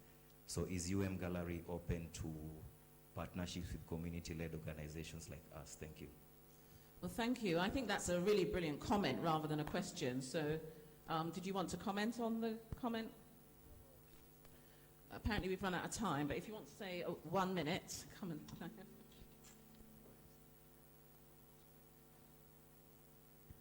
Well, yes, we're open to working with different people. And the interesting thing about our gallery, no gallery does this, we connect the artist directly to the buyer. So anybody walking into the gallery asks about any artworks, any painting, including this, by the way, if you have any questions. And our details are down here on the placards. We give the details of the artist to the buyer or to the customer. And when we make a sale, we give the details of the buyer and the artist. We exchange the details. No gallery does that. I have friends who have been in the professional artists from the 80s. They are old people now. They have no idea who buys their work. And they are represented by international galleries. So they just get a call or a check. Money, your art was bought. This is our commission, and that's what you take. And the other thing, in line with what you're saying about sustainability, we charge the lowest commission, 20%. Anything above 5K, 10% below 5K. And we have an open door policy because we believe, like we say, dignity for the artist. We believe in building the human being first. And then, like you said it very well, everything we do as Africans or as ethnic people from Asia, any other country, is art. So commercializing it is the challenge. Either it'll exploit the artist or exploit somebody else. So there are very many ways around that, and I believe we are making a step in that direction. So karibuni tena. Oh, by the way, just a small plug, sorry. On Sunday, I'm doing a talk at the gallery. Like always, all our events are free. The talk is from 3 o'clock to 7. It's called The Art of Being a Man. And there'll be a bit of live music from African drums, a lady called Black Rose Nasubu. And it's very interactive. There'll be questions and answers. And as always, it's very organic, it's very homegrown, and the solutions are right here. So when you walk into the talk and then you walk out again, you feel very empowered. So, asante sana. Thanks, everybody. Thanks very much. Brilliant. Thank you. Thanks very much, Zuma, and thanks. We can't take any more questions, I'm afraid, because I am now in serious trouble with the organisers. So Zuma will be staying around, so if you've got any really burning questions or want to know more about his art gallery or the event that's happening on Sunday or on his philosophies and views, do speak to him in the crowd or during the tea break. We're now going to break into 4 workshops, which I think is going to follow the same format as one down at the bottom here, one at the top, one down the bottom there, and one at the top. And they are as follows. So it's not so much as what's on page 13 here. It's changed a little bit. So workshop 1, which I will say will be down here at the bottom, is being led by Benedict Odua, who's the legal director of Latawa Arts CBO. And that workshop will be how communities experience and overcome environmental justice. So that's workshop 1 down here in the right on side here. Workshop 2, which will be right at the back so that the noise isn't interfering, is going to be led by Emmanuel Olantuma, who's described as a young lawyer, and he will be combining 2 themes of the previous workshops, and they are the militarization of wildlife conservation and wildlife conservation and its impact, and he's going to look at the Ngorongoro and Loliondo experience. So that's workshop 2 at the back by Emmanuel Olantuma. On the workshop 3 down here on the left, if you want to join that workshop, is going to be led by Margaret Ogeto. Margaret's going to look at African conservation. You cannot adapt to extinction, and looking at the example of the North White Rhino. That's down here on your left. And right at the top far corner on what is my left, your right, will be Peter Herbert, a retired judge and the actual director and founder of the Bandung Conference, and he's going to do the donor syndrome workshop. So please go into your workshops. Thank you. And let's give a final big hand to Zuma. Thank you.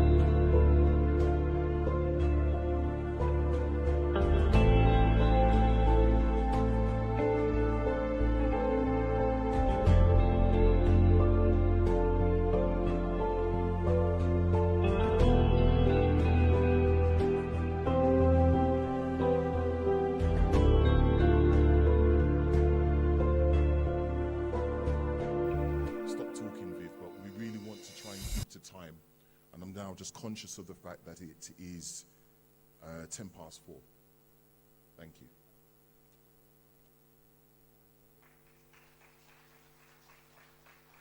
Is that applause for me? Thank you very much.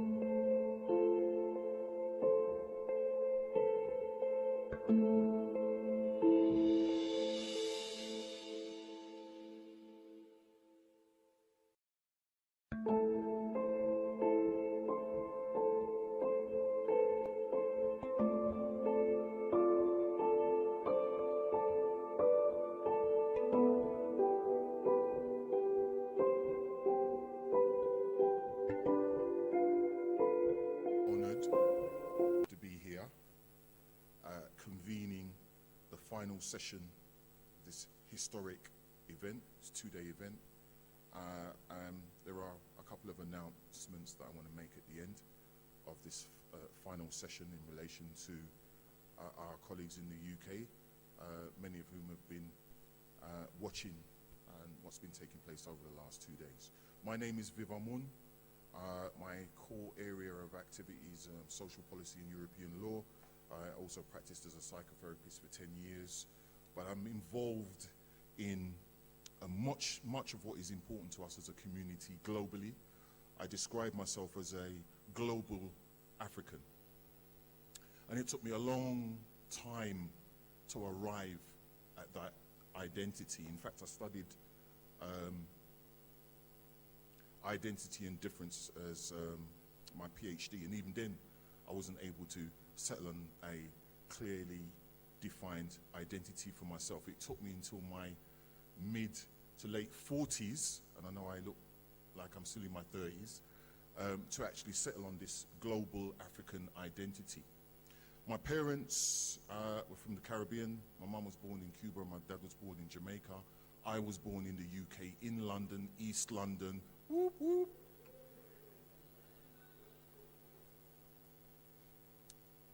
And I didn't feel Jamaican.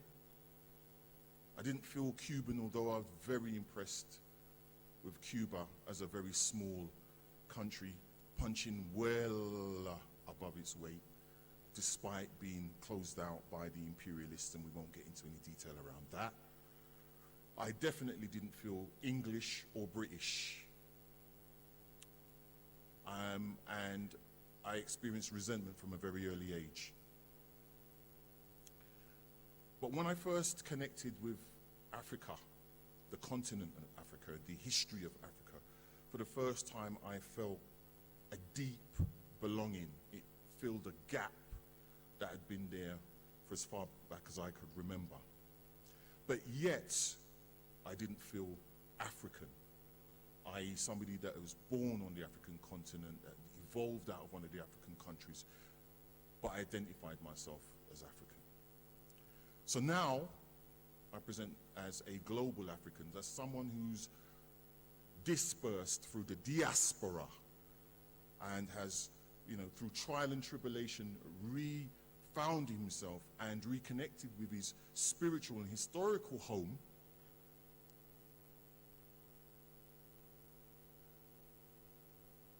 And who has been able to find his true purpose, which is to be in service to Africa, the African continent, the African vision, Pan-African vision, from the diaspora, to mobilize within the diaspora, to channel the expertise and the economic wealth that's been generated within the diaspora back into the continent in order for it to grow, for it to be unified, and for it to take up its true role on the global stage.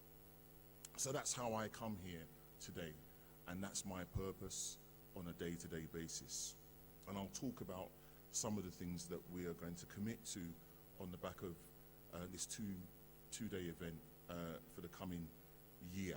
But first, what I want to do is get to our amazing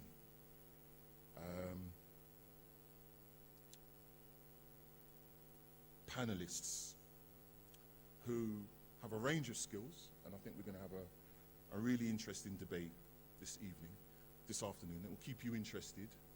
But having said that, we will be succinct. So let me start by introducing the ambassador, for him to take the time to come up and tell us a little bit about himself. You don't have to be as personal as I've been. Tell us a little bit about where you're coming from and give us some indication of what you're seeking to do in your role in Kenya. Thank you. Give him a round of applause, please.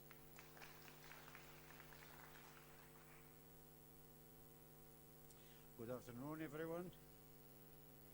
My name is Abdrazak Lasil. I'm the ambassador of the Kingdom of Morocco to Kenya and South Sudan. And before coming here, I spent my diplomatic career as multilateral diplomacy in New York, Vienna, Geneva, and also in Rabat dealing with the African Union affairs. So I'm delighted to be among with you this afternoon to discuss a little bit about the challenges that are facing our continent and the fellow continent like Asia and Latin America. So if you allow me, can I present my comments? Okay, if allow me, I will read because I'm diplomat, I'm not professor, so we need to discuss things. So distinguished panelists, honorable audience and guests, ladies and gentlemen, dear friends, students. It is a great pleasure for me to participate in this prestigious symposium, which is undoubtedly an ideal framework for reflections on our continent's future.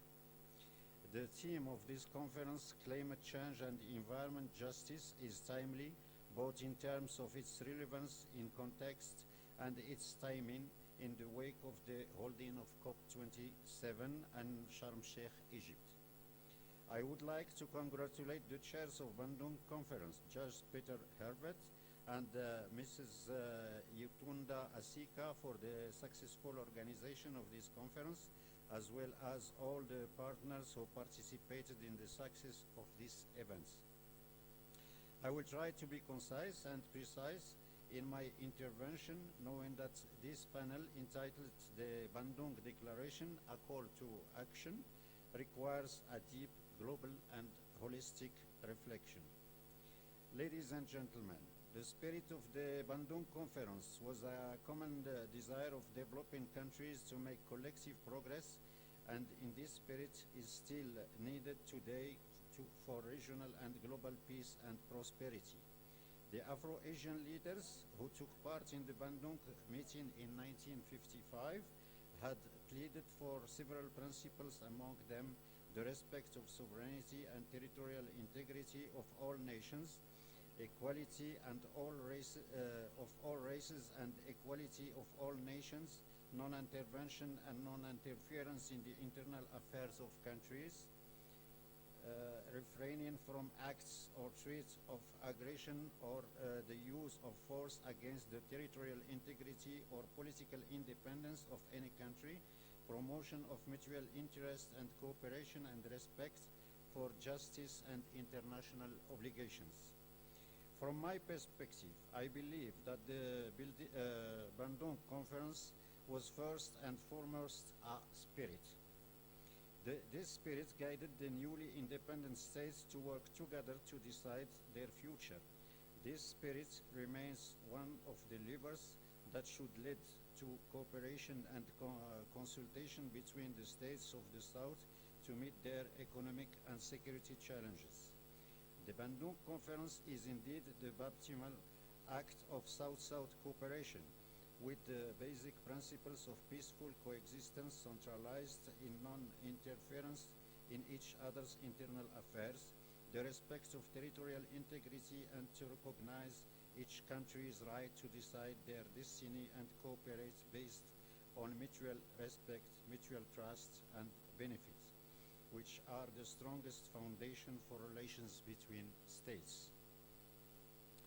Asian and African countries face new threats and challenges today, such as global pandemics, terrorism, separatism, and climate change, among others, ones that are no less important than the ones they were confronted with at independence. In this regard, our states need today to receive and carry forward the Bandung spirit that once produced positive effects. Ladies and gentlemen, it is true that over the past decades, the world has made a big stride forward in economic development. A just and fair new global order, however, is still far from being reached. Regrettably, it is increasingly becoming more difficult to keep up the stride in the development of the South due to the many crises affecting developing countries, such as climate change and other environmental crises. Moreover, developing countries have still a long way to go to develop their national economies and pursue equal status with the developed countries in the international arena. The wealth gap between the rich and poor nations continues to widen instead of being narrowed. The progress in the area of globalization has not been widespread or reasonable. Our states face unhinged developments, and some of them are even at the risk of being ignored and forgotten. With an international community that has been recently at the crossroad of unilateralism and multilateralism, it seems essential to continue to promote and carry forward the Bandung spirit. No country can afford to discard or neglect the role and power of South-South cooperation, where no one is left behind. Our courage is overcoming difficulties, and our genuineness is seeking common ground is vital. Our future will be brighter if we remain united by the bonds of friendship, unity, cooperation, solidarity, peace, and mutual respect following the Bandung spirit. Ladies and gentlemen, the Kingdom of Morocco, under the insightful leadership of the King Mohammed VI, remains committed to the South-South cooperation while working to build promising partnership and share its experience and best practices with friendly states, especially since recent events in the world fortify more than ever the role of this international movement for peace, democracy, and coexistence. Due to its strategic position, the Kingdom of Morocco is considered a bridge builder between Africa, Asia, and Europe. Forever defender of fair and just multilateralism, the Kingdom of Morocco participated in the Bandung Conference even before obtaining its independence. Given its experience of cooperation with many African and Asian countries, the Kingdom of Morocco will continue its commitment to beneficial triangular cooperation for the benefit of the populations, aimed at accelerating the emergence of Africa, whether in the promotion of human capital, infrastructure development, access to energy, or the fight against climate change. Regarding climate change, and because this is the conference main theme, I want to underline the singularity of the Kingdom of Morocco, which has anticipated the effects of climate change by adopting a proactive policy to cope with it. Thanks to His Majesty Mohammed VI's high vision, the Kingdom of Morocco has always battled for climate justice for Africa, which is suffering the adverse consequences of climate change, knowing that it is the least emitter of greenhouse gases with less than 3%. As a concrete example of actions aligning with the Bandung spirit, the Kingdom of Morocco organized the first African Action Summit on the sidelines of the COP22 in Marrakesh in November 2016. This first summit allowed African states to coordinate and harmonize their action to fight climate change, thanks to the adoption of African Agriculture Initiative, commonly known as AAA, and the creation of the three African Climate Commission, namely the Climate Commission for the Sahel region, the Climate Commission for the Congo Basin, and the Climate Commission for the island states. The Kingdom's commitment in supporting South-South cooperation in the field of climate change is also manifested through the various initiatives of the Climate Change Competence Center, known as 4C, which is a platform for dialogue and capacity building on climate change open for African states.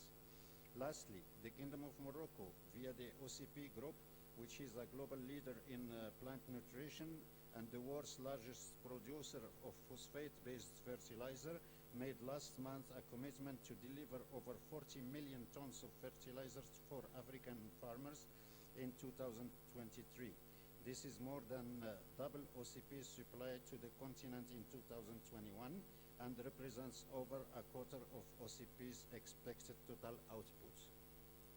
Ladies and gentlemen, in 1955, Our countries were certainly different, but what brought us together was the dream to achieve our economic and social independence. Today, many of our states are emerging in key areas which could provide both new opportunities and new challenges for the rebalancing of global power relationships. In this regard, we should capitalize today on our multidimensional relations, including triangular cooperation with a focus on solidarity, mutual respect, and promotion of common ideals. Also, we need to enhance the common action that enable us to maintain and advance our position consistently and coherently. This is looked for especially in a world that has become much more polarized and unstable economically and politically, where the South-South will be the key to success. The world is changing, and so are our challenges. However, the Bandung spirit will forever maintain its relevance and vigor. I thank you very much for your kind attention.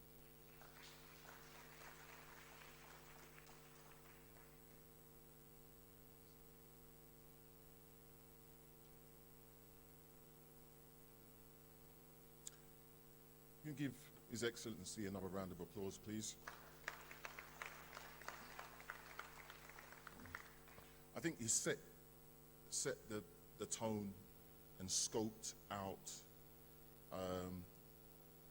the Bandung Declaration perfectly, and also began to talk about aspirations that we can further discuss, explore, and potentially sign up to in some form in this final moderated session. So can I ask the Professor Mutugi, is that correct? Thank you.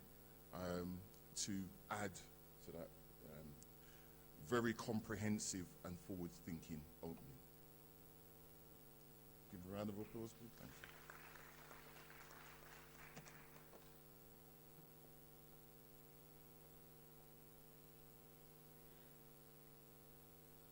The Bandung Conference in 1955 took place just after the Universal Declaration of Human Rights in 1948. As we all know, the Universal Declaration of Human Rights was a response to the atrocities of the Second World War. And if we can be able to capture that declaration in a nutshell, we would say that there were rights that were agreed on by the United Nations signatories, rights that were inalienable and interrelated. The Bandung Conference picked after that declaration, and in 1955 talked about dignity, just like the Universal Declaration of Human Rights had. It declared that we all as human beings needed to coexist, peaceful coexistence with dignity. And that Bandung Conference declared 5 goals, which we all know: political self-determination, mutual respect for sovereignty, non-aggression, non-interference, and equality. Today's theme in this conference is particularly important because it covers all these goals. And this conference is happening soon after COP27 in Sheikh in Egypt. Sheikh Al Shama. Yes, Sheikh Al Shama. And one of the things that happened in this conference is that it elaborated what we are saying, that we are on a path to self-destruction in respect to our environment. Even more important, it said that there are some countries in some areas of this globe that are contributing to climate change more than others. And there are some countries in this globe that are facing the effects, the negative effects of climate change more than others. I am a commissioner at the Kenya National Commission on Human Rights, and the Kenya National Commission on Human Rights has a mandate of promoting and protecting human rights. The Constitution of Kenya in Article 42 states that a clean environment is a right to every Kenyan and to every person, even though not Kenyan, living in the Kenyan territory. The Kenyan Constitution in Article 70 goes ahead to state the obligations of each one of us in ensuring that the government upholds this right and means of redress. The judiciary in Kenya has set up the Environment and Land High Court, which takes up matters of the environment. And we at the Commission, we are particularly concerned at the nexus of climate change, the environment, conservation, security, food security, and its role, the role of climate change in insecurity and conflict in this country. Other than the well-known and recognized impact of drought, increased rainfall in some areas, we are going into December and we have rain as we would have expected 2 months ago. Decreased rainfall at other times. Increased levels of lakes that has affected people living next to these lakes and water bodies. Reduced water in our rivers. Increased temperatures. Other than this obvious impact of climate change to our country, the Kenya National Commission on Human Rights has noted a nexus with insecurity, particularly conflict between farmers, pastoralists, conservationists, as they fight for reduced resources of water for themselves, domestic use, and for their animals, food and feed. The participants of this conference, we at the Kenya National Commission on Human Rights would like to inform you that we have prioritized climate change, environmental justice, conservation, and other related areas in the new strategic plan that is kicking off in the next couple of months in 2023. In this regard, we are committed to sensitizing the people in Kenya to their rights, environmental rights, and their obligations in the environment agenda.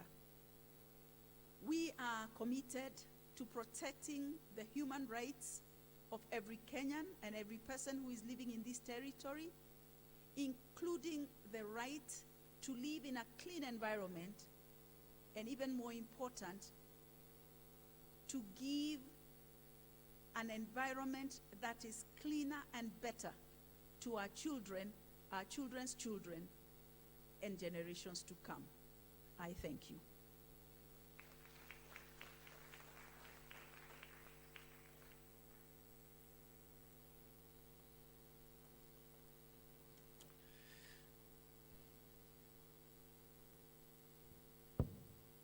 What I want to do now is take the opportunity, because I think we've had two really comprehensive presentations that set the tone and the scene for us. I'd like to open it up to the remaining panel to comment on what's already been said, and also begin to rein that into the conversations and the sharing that's taking place over the last 2 days, and begin to think about how we can use this very powerful vehicle, it's now in its 4th year, to hone down on those principles, play them out in a 21st century context on the back of COP27, which, you know, it didn't achieve what we would have hoped. There's much more clearly to be done. And to really see what we can come out of the 2 days with in terms of core principles and mission-related objectives that we can build on over the next 3 to 5 years. So I want to ask Fardosa to kick us off. You're an environmental lawyer, so I think that makes sense. Start with a very pragmatic note, reflecting on what's already been said, and then taking it forward for the other 2 panelists, and then we can very quickly open it up to the audience. I want to make sure you're involved. I know it's been a very long 2 days, and we're grateful that you've stayed the course. Thank you very much. Please give Fardosa a round of applause, just to exercise those hands. Thank you, thank you. Wow, I'm feeling a lot of pressure after such beautiful presentations. Just now to contribute to the conversation, I would like to highlight, as the topic of this panel is a call to action. So once we've mapped out all the stakeholders in this climate change discourse, starting from us as individuals, to communities, to civil society organizations, to national governments and the global community at large. So what role do we have to play, each of us at those different levels? Now, since the point of this conference is to lead us to the 12-point declaration that we want to forward now to the AU, to our governments. So a few call of action points I have for us. I will start from the bottom as individuals, because that is my favorite point to start with as a climate justice activist myself. Sitting where you are today, what's one little action that you can take towards taking this conversation further? It could be organizing a cleanup in your neighborhood. It could be calling your local representative to ask them why your right to a clean and healthy environment has been compromised to such a bad level. So, and talking to your families, talking to in your institutions, what message are you spreading as an individual? And now when it comes to our communities, what's our attitude and behaviors towards the climate? Do we realize the value of the environment that we have, or do we just normalize so much that we don't even see the value that we have? When it comes to the civil society organizations like Latewa Arts CBO that's here, what are they doing in their capacity in that small part of Nairobi? What actions are they taking? If it's using art for activism, if it's providing legal aid clinics that we do for those communities, what action are we taking as a civil society towards that? And then now it comes to the governments and institutions. When we talk about even Kenya Human Rights Commission, environment rights are human rights, so we cannot separate those 2 things. What are we doing to capacitate our communities, individuals and societies like Latewa? What action are we taking as the government towards realizing this right? So some of these things can be, and just to pick up on the loss and damage fund that was agreed on at the COP27, we have to fund these communities that have faced such immense loss and damage on all levels, be it their land, be it their cattle and livestock, be it loss of human life, which cannot actually be compensated. And we have to think about those things. We also have to focus on proper management and implementation of these restoration projects. For example, like Latewa, if we're going to do a cleanup, are we going to follow it up, or are we just going to leave it at that? We are done for the day and we move on. No, it has to be sustainable, and it has to be constant and continuous action. When it comes to, again, like I said, capacity building of our institutions like NEMA, like the Ministry of Environment, we have to build those institutions because we have the legal framework for them. We don't have a lack of legal framework in Kenya, but we have a lack of institutional capacity, and that's also where the trick is. And that also brings me that we have to be honest in our dealings as leaders. We can't just say one thing and not walk the talk. We have to take it further. We have to Fardosa, can I just stop take you the there? action. Yeah. Bluntly, because Yes, that's sure. just the way I am. Okay. Can you just expand a bit on what you mean, just for my own learning. Sure. Institutional capacity, Yes. Glad the to. lack of. Yeah, lack of. For example, I'll take even the environment office at the county level. Which are the kind of people that we put in those positions? Are they people that actually have the knowledge and technical ability to solve the problems that we are facing? Or is it just, again, that's why I said we have to be honest in our dealings, in the kind of people that we put in those positions, yeah, and the resources that we put there. Do we take, even the public can contribute towards capacity building for these institutions, because this work requires all of us as stakeholders to be involved. We can't say, I have a right to a clean environment and it's the duty of the government. As a citizen, I also have a duty to realizing that right. So when it comes to capacity building, it can be training, it can be all these high-level meetings that are being done. We have to like narrow it down so that the person in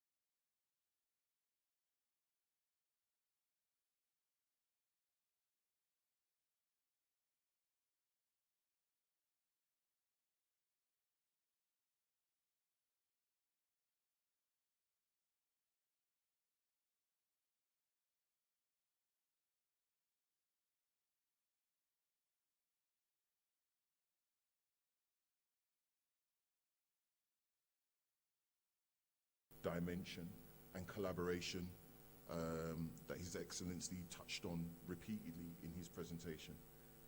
Thank you for that. Maybe just one final point for me. One thing that I feel we deeply lack in Kenya is the public recreational spaces. We've had so much land grabbing that there's nothing left for the public. We don't have playgrounds for children. If you cannot afford to pay to take your child to play somewhere, then your child cannot have access. And this is a right. Play is a right, not even just for children, but for adults as well.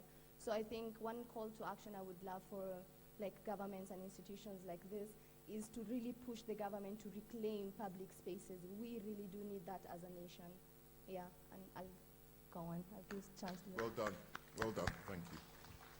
So we're going to move swiftly on, and we'll take the last two contributors and then we'll open it to the floor. We have Newton. I'm going to allow you to obviously introduce yourself and add to that. You've flown in the last couple of hours from Uganda, so that it will be useful to have a Ugandan perspective to the conversations that have been taking place over the last 2 days. Thank you. Thank you so much, Viv. I know they're going to give you a round of applause before you start. I could feel it coming. You can do better than that for me, you know. You can do better than that for me, yeah? Thank you. All right, thank you very much, Viv. Regardless if I'm from Uganda or Kenya, I just realized that, we may speak different languages, we may come from different nations to talk about, but climate change doesn't know that. Climate change doesn't know any gender. It's a reality that will go with every one of us, regardless where we're coming from. So that's one of the things that gave me this important opportunity to be here, and think that I need to be part of such an opportunity and conversation and action that should be moving forward. My name is Newton Carrera. My background is enterprise development, venture capitalism, or micro investment to talk about, but a little bit of private security. And but my background in it all is international relations and diplomacy. Just to action from what they've said, I think they've really contributed so well in that I may say, just to complement what they're saying. Number one is to apply new ways of thinking to the existing problem we're having. We already have an existing problem, but can we apply new ways of thinking about that? And what those are things that we need to be able to break down. Two is the funding aspect. Funding is so important to make these things happen. So we must be able to fund new, affordable, and well-researched innovations or innovative ways of improving human life, especially in a conversation that concerns every one of us that does not segregate any skin. So that to me is something we must be able to put at the bottom of all our conversation. Now, the joint responsibility is something we can talk about because, you know, I'm glad that the East African Legislative Assembly is starting to talk about regional integration. But at that level, there must be such conversations because the same environment I live in Uganda that you live here in Kenya, it's the same soil. The same problem will go from one country to another. Be it issues of water or drought, be it issues of food shortage and so forth. It's the same issue. I'm just told that it's been a series of drought in Kenya. Kenya just received rain recently, I'm told. Now that you realize it, now that you know it, the question is, what is your role, like I said, and what is that one thing you're going to do to affirmatively action this discussion today? And of course, most importantly, we need to have an inclusive way of discussing this topic. Inclusive discussions mean, regardless of your age, regardless of your background, we need to have an opinion that forms an agenda. So perhaps, if from such initiatives, we can have some of these things well implemented in policies, and like I said, and the policy implementers be able to draw this down to the least person in the community to understand how this is a ticking timing bomb for the globe that we exist in. Just to make sure that I'm not taking much of the time, you know, we talk about human security, we can talk about food security, but an aspect of human security we can look up is the environmental security. The environment we live in, you realize that we all breathe the same oxygen from the ants that crawl on the ground, from the trees we have planted around us, to the human beings like you and I. So if we're breathing the same, then we must take enough responsibility to knowing and making sure that everyone sees what their role is, such that it's not the role of NEMA, such that it's not the role of an activist, it's the role of everybody. And these other people who are just being put together are just commissioned to govern the conversation or be able to govern what we're talking about. Lastly, we are talking about climate change agenda in Africa. African Union should make this be known as much as the African Union, you know, because there'll be no environment. We don't have planet B. We don't have anywhere else we're going to go. There'll be no another Kenya another day. There'll be no another Uganda, there'll be no another London, there'll be no another place. So therefore, if we're talking about this in the environment, our people must understand it. I think where I see a big gap is still, this conversation is still at a surface level.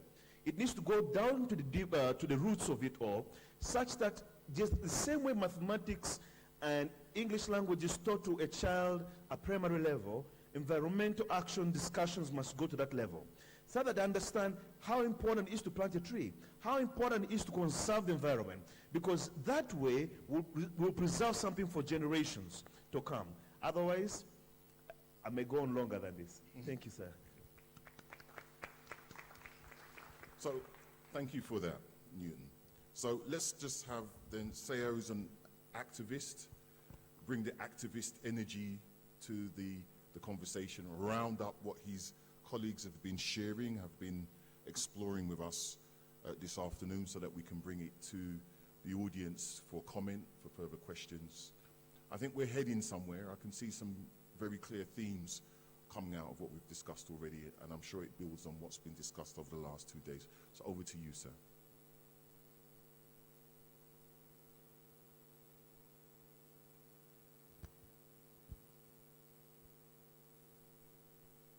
Warm round of applause for our colleague. Thank you very much. Okay. Thank you. My name is Saya Tema Karmushu. He's having trouble getting my name. It's a very African name. An African from Kenya, central north part of Kenya, which is like Laikipia County. And I'm a climate change activist, actually directly working with an institution called Common Earth, operating out of Toronto. And basically what they do is offer free training on climate change. And so my role or my thing is try to make that training to be, like to make it in an African context. So I'll just briefly want to take this opportunity to, first of all, apologize for myself being late. Peter is a great, great friend of mine, and I've been in this Bandung journey for a long time, except I come from north, that is central Kenya, not really north. And we suffer climate change the most, so maybe that's why I'm late, because my cows are dying. And I also want to tender my apology. Every time I see a black person like Harold and Peter and the rest from the UK and the US, or outside of Africa, I feel like I need to give them an apology, because it's my ancestors some other day back in time who sold their ancestors to those countries. And what I advocate for is for Africans to love each other first before you claim to love Africa. Because they went there, they became slaves for many years. I know all my ancestors sitting here. I'm actually a Maasai, so I can trace my ancestor and my last name. Unfortunately for them, because they cannot trace their roots, because we sold them at some point. So I feel like I always need to give an apology, because Africans don't love themselves, and that's why Africa is suffering. We, the black people, all black people, one day or the other, came from Africa, and that's the truth. The segments that we have about Kenya, Uganda, Morocco, whatever, we are all Africans first. So when we talk about climate change, let's first of all recognize that we're Africans, and for Africa. We are tribes, we call ourselves tribes, and nobody else talk about tribe today. Actually, when you say tribes in North America, somehow it means you are not developed. But in Kenya, we champion tribes more. That tells you a lot about where we are. So when really the rest of the world talk about us, we still have very small problems to deal with before we actually can tackle problems like climate change. Because it's hard on us, but we don't cause anything. We're just suffering. And we don't really have industries. We don't have anything. We are less developed, but we suffer the most. So for me, first is let's love Africans, and love Africa second. So Ugandans and Tanzanians and Nigerians, and we're just the same people, but we pretend to be different only to look for a reason to fight. So what appeals for me in this conference, or spending 2 days or more in future, is how do we as Africans first become one, and then we extend our hand to Asia. Instead of asking Asia and the East to come and bring us to be one, let's be one first, all the Africans, and those who live in Europe and other parts. Let's recognize them and welcome them back home, because that's how we're going to deal with our problems of anything. But climate change is probably the one that is going to hit us more. So personally, I teach stuff about climate change, and I'm going to give you a website where you can just join that school for free, because these are young people. But she talked about responsibility as a person, and that for me, that's the most important thing, is if you want to deal with climate change, it has to start with you, the person, not the institutions, not the government, not the village, or not the country, or anyone. It's you first. What are you doing at an individual level to curb climate change, to save the environment? Have you ever planted a tree? I don't know. Many things to do. When we talk about carbon credits and sinking carbon, it's a lot of complex things, but very simple solutions. We just need to green the environment more and clean our environments more. So personal responsibility for me is the first thing, because the moment you take personal responsibility, you will not get a moment to blame the other person, because here in Africa, we like blaming others for our problems. I agree. I like blaming others. Every time something happens, I blame my child, or my wife, or the West, or some white person, or something. But I think let's take responsibility, personal responsibility, so that we stop the blame, because the government, they cannot do much if we don't take personal responsibility as individuals. I don't think we'll achieve anything. So let's start with personal responsibility. How do you dispose something like a plastic bag in your house? Is really what is going to end climate change. It's not the theory of big science.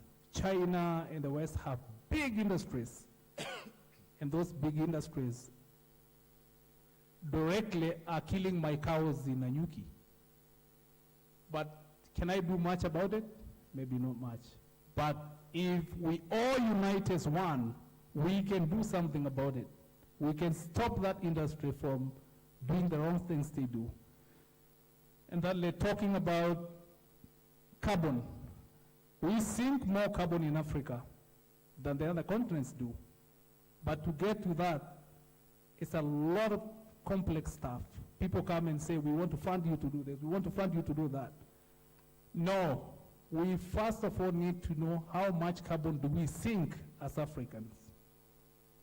And that's a bit of a complex thing, but I'm going to share a website, and it's going to make it easy and it's free, so that we know how do we sink this carbon, how much do we sink, and what this iPhone company needs to pay me for sinking carbon that they're actually emitting to the increasing the green gases and all the other gases.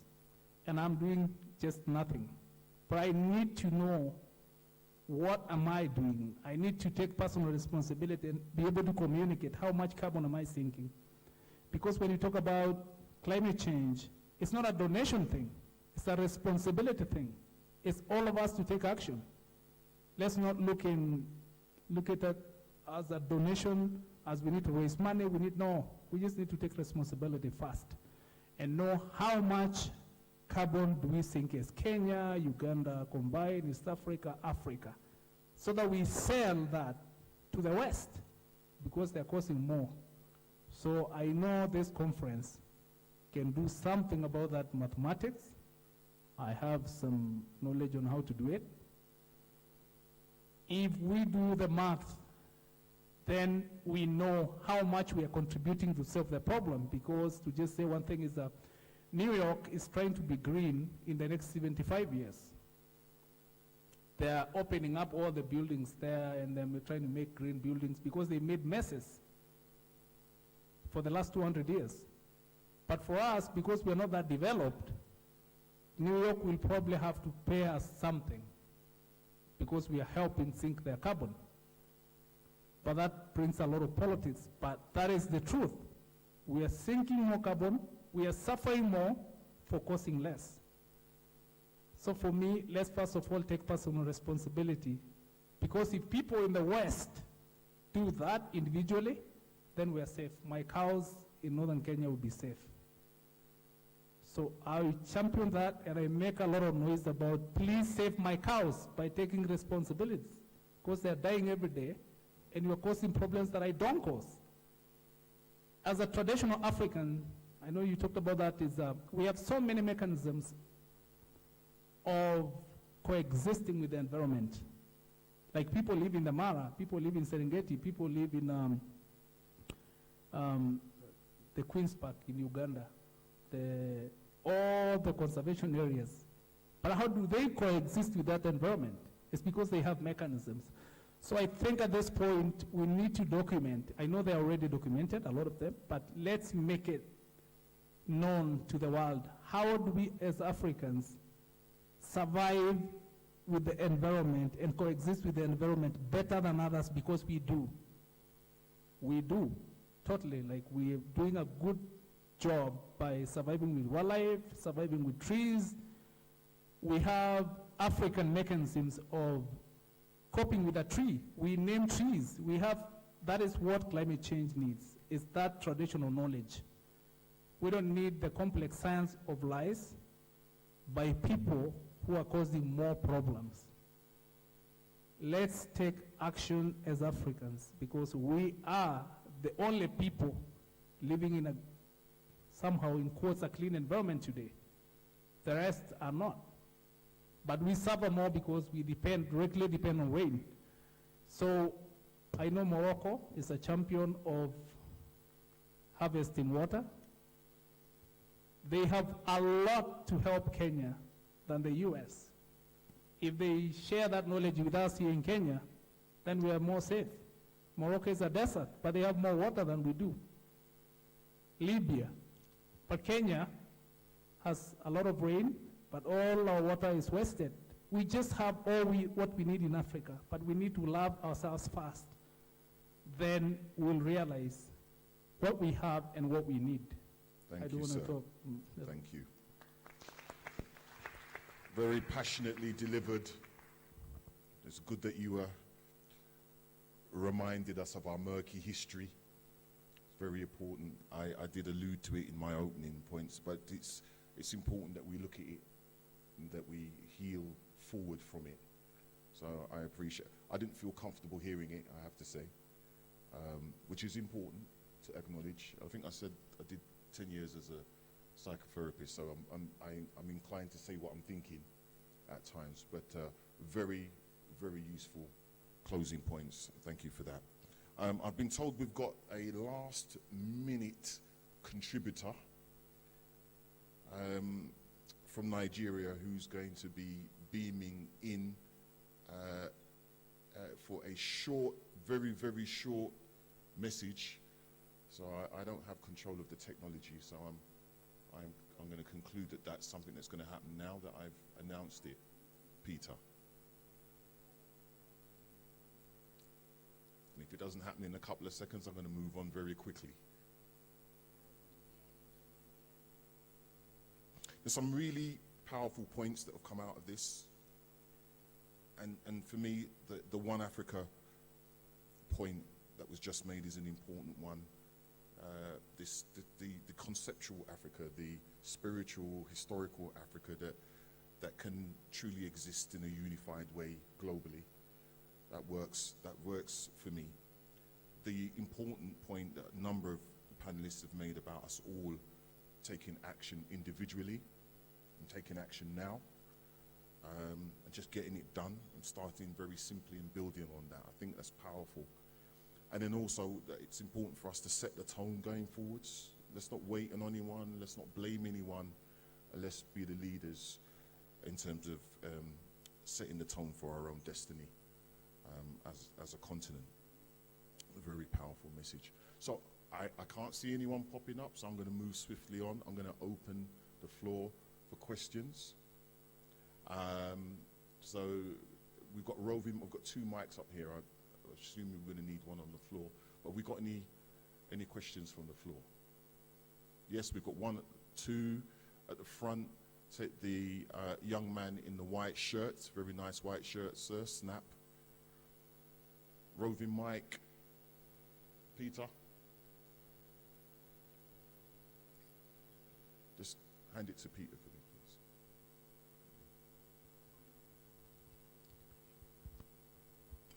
please. And we're taking questions, sir, not presentations from the floor. Very much. Hello. Okay, good afternoon. Just to remind you, my name is Jude Kwach. I'm from the University of Nairobi Environmental Club. My question is on lack of regional cooperation, and this is the question. Lack of regional cooperation and integration has curtailed the cry for climate justice. Having a collective voice on climate mitigation, adaptation, and climate justice will make it harder for us to be taken for granted. What steps should an institution like a university or an environmental club like ours, what steps can we take towards Africa achieving regional cooperation? Thank you. All right. Thank you very much for that. Very succinct. I was beginning to get a little anxious. It was beginning to feel like a presentation / speech, but you reined it in very nicely. Thank you, sir. let me put that to His Excellency.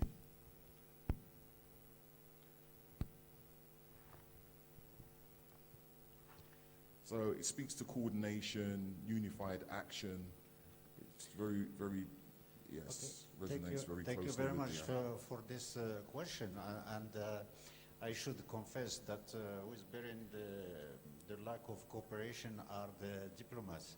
When they are discussing among themselves about the progress to be made, everyone is trying to put his words in the decisions, and this is impeding the cooperation. But we cannot say that there is a lack of regional cooperation, especially in the continent, but there are conflicts of interest between the West, the Western countries and the developing countries because of the financial implications of in the cooperation in climate change. We've seen that in COP27 there was kind of progress, the creation of a fund for vulnerable countries. This is a small progress, but this is a progress. Thank you.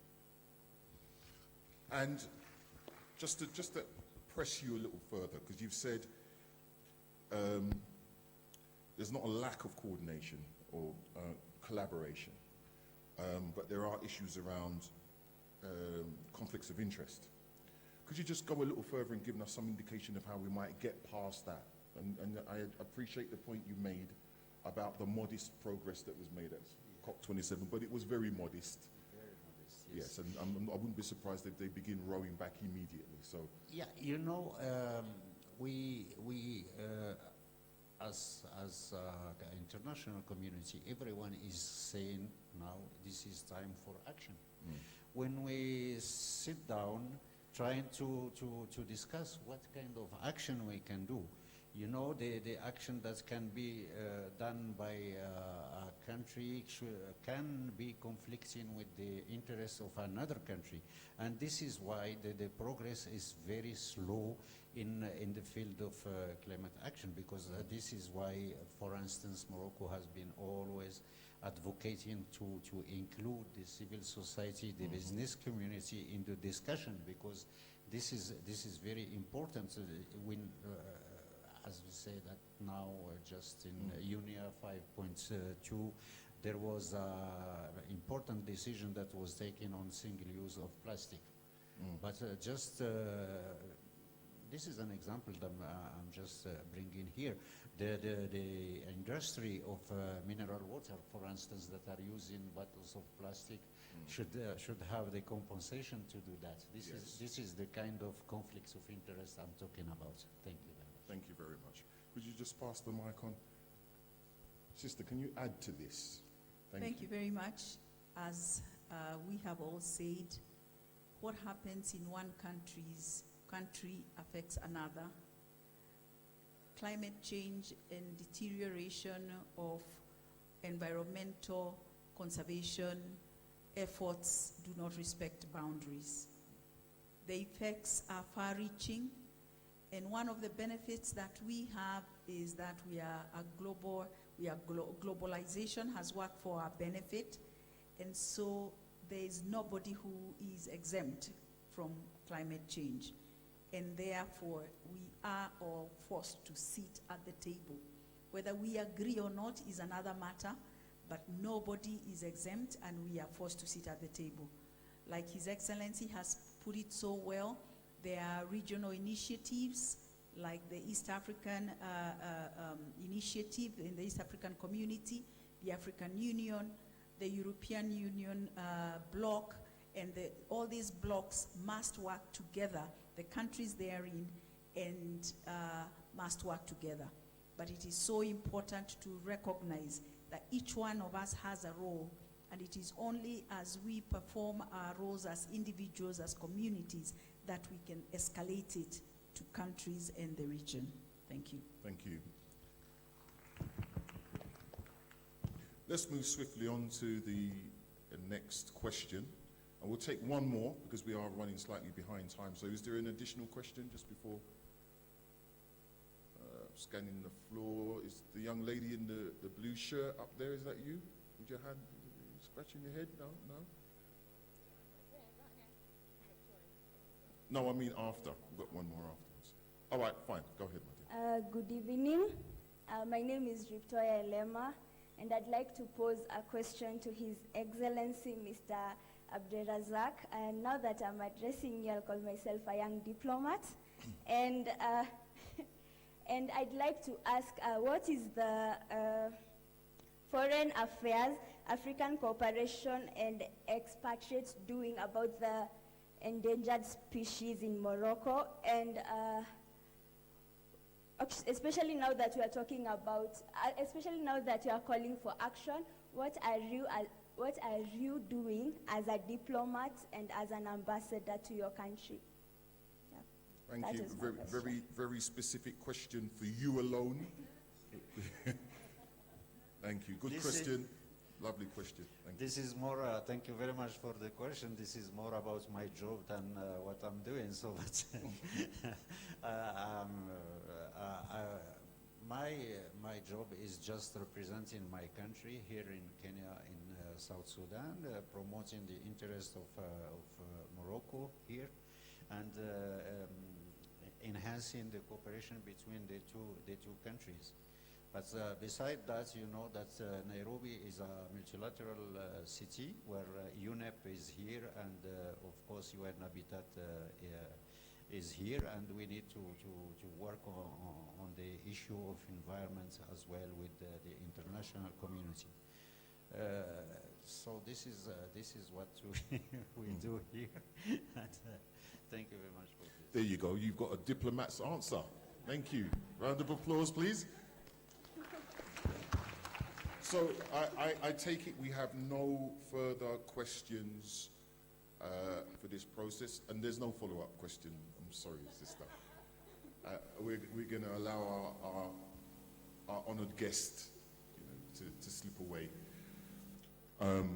So we're going to bring this session to a close. Thank you for your time. I know it's been a very long 2 days. There are many very powerful points that will come out of this session that I know have been repeated over the last 2 days. It's all been recorded. It will be poured over. The key points will be extracted, and it will be fashioned into a mode of operation, a vision, a mission for Bandung going forward.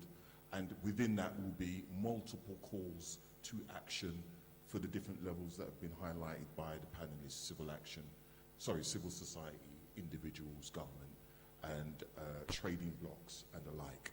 So I think we've done very well in an hour and 10 minutes, I think, dealing with such a big issue.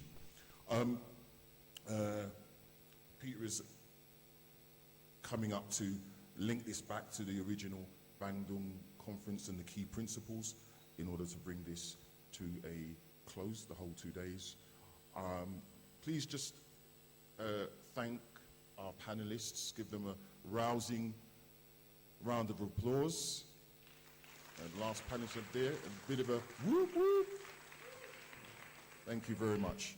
So I said I was going to make an announcement at the beginning, so I will now, as by way of my own individual contribution, because we must walk our talk. So next year, the next conference, we will bring a delegation from the UK. We will finance that trip.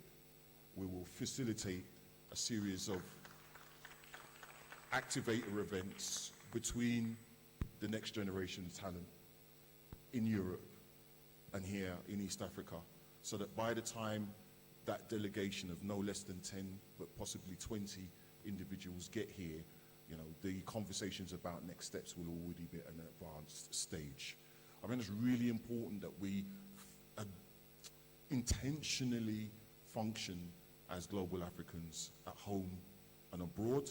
So that's my tangible contribution. If I can't raise the money, I will pay to make it happen myself. So again, thank you for your time. It's such a powerful event, and I think we need to celebrate the fact that it's an event that's been driven by the next generation of talent and the old fogies like myself and Peter. So give yourselves a round of applause for sticking out the last 2 days. So I'm going to leave it there and leave it for Peter to summarize and bring the whole thing to a close. So thank you once again, panelists, Your Excellency, and over to you, sir.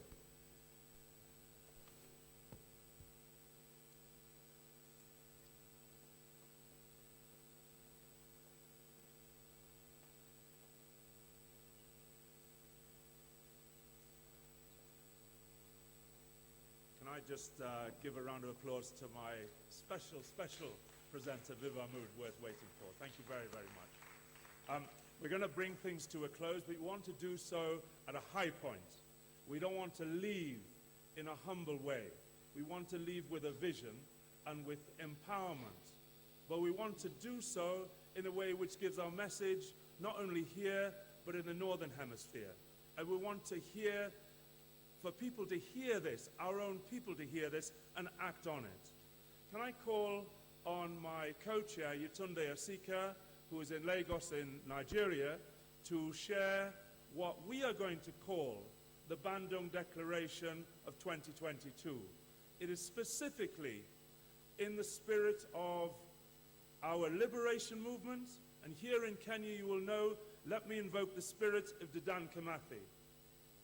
Let me invoke the spirit of General China. Let me invoke the spirit of Pierre Gama Pinto here. Koitalelao Samoy, they are yours. And all the sisters and brothers who are unrecognized but lie buried in Committee Maximum Security Prison to this day for the liberation struggle. That is who this is done in the name of them and their children's children. It is yours. So can I ask Yetunde Asika to do some closing remarks and also read the preamble of what we would now call the Bandung Declaration 2022. Mrs. Yetunde Asika, thank you. Hello, good evening, all the way from Lagos, Nigeria. Can you hear me out there?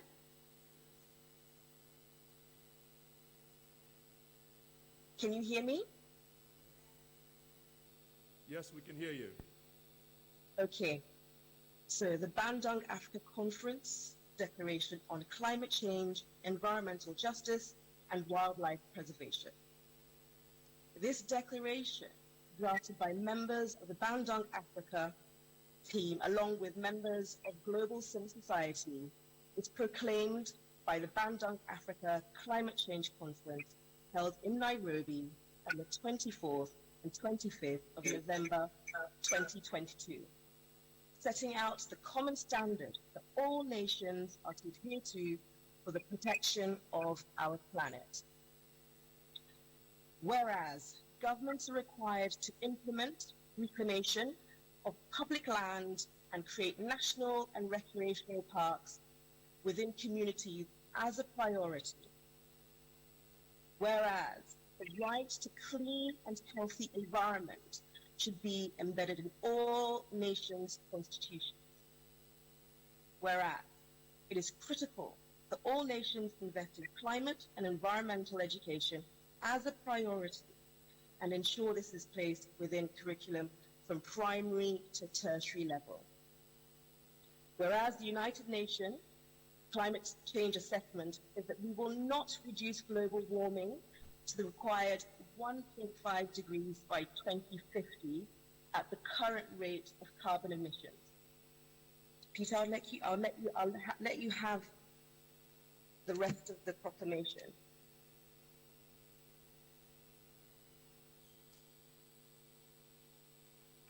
Thank you.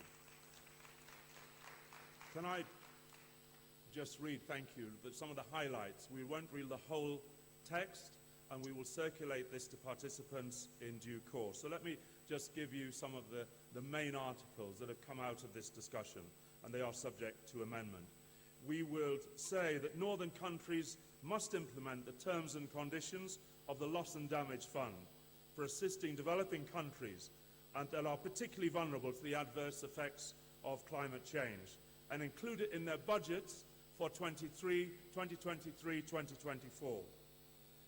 The Loss and Damage Fund must be accessible to southern countries in the southern hemisphere when needed, and it is not tied to stringent, unattainable criteria. There must be affirmative actions towards streamlining waste management on the continent, and both African governments and institutions must work with the private sector to do so. Multinational polluters, such as Coca-Cola, Shell, and Mobil, must pay a levy of 10% of their profits towards the loss and damage fund.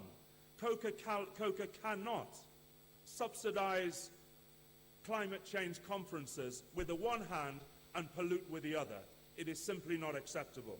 They have to pay for their pollution. There must be a plan to construct dams across the African continent, which should be in place by 2023, by the end of next year.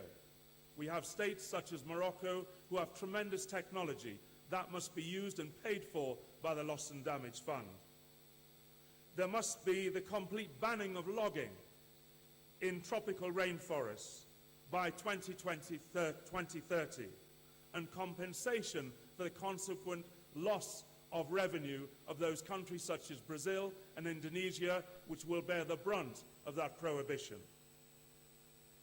It is required that African nations by 2030 produce at least 50% of their energy by renewable energy and 100% by 2040. These are far higher goals than Egypt would have talked about, but they are absolutely necessary. And solar power, turbines, wind are expensive. They must be paid for by the Northern Hemisphere. They cannot be subsidized or paid completely by countries on the African continent.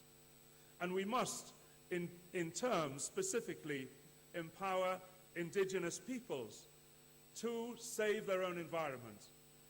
There were no people that slaughtered rhinoceroses or elephants or the rest of the wildlife on the continent. And you will know in the history of the west of America, the bison were slaughtered in their millions to make sure that native peoples suffered starvation and in fact genocide. So the empowerment of indigenous peoples is a key element of the climate justice agenda.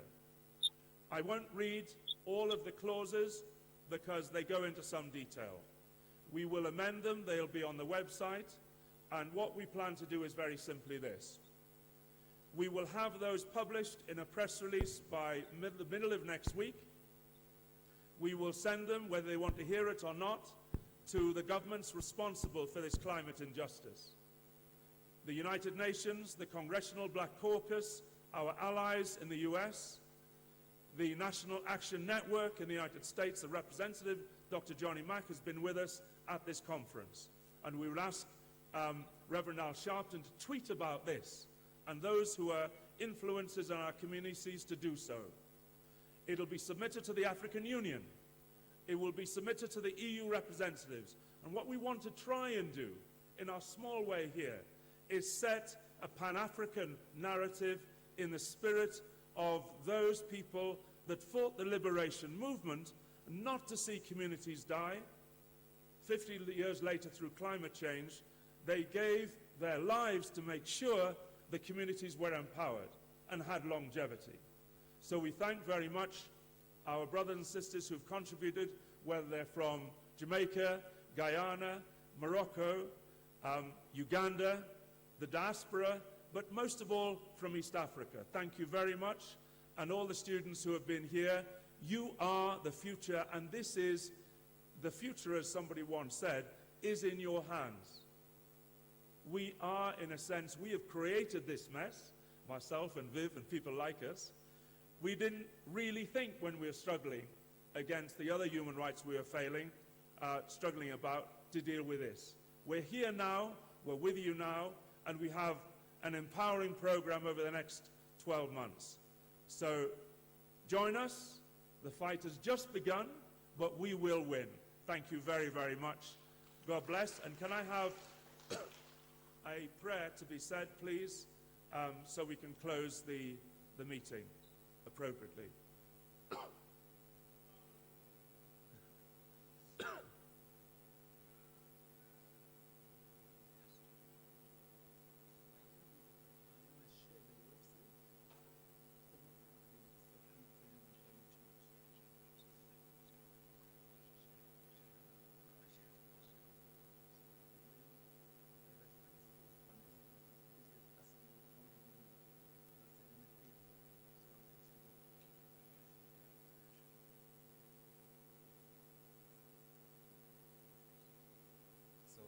rise up for word of prayer.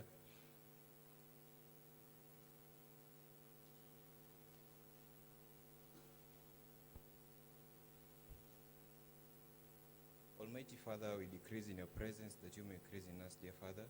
We pray that whatever that we've been discussing over the past 2 days, dear Father, may it be a benefit to us, dear Father, may it be a benefit to the country, not only to the country, dear Father, may it be a benefit to the whole global nation, even as we are going through this time of pandemic, dear Father.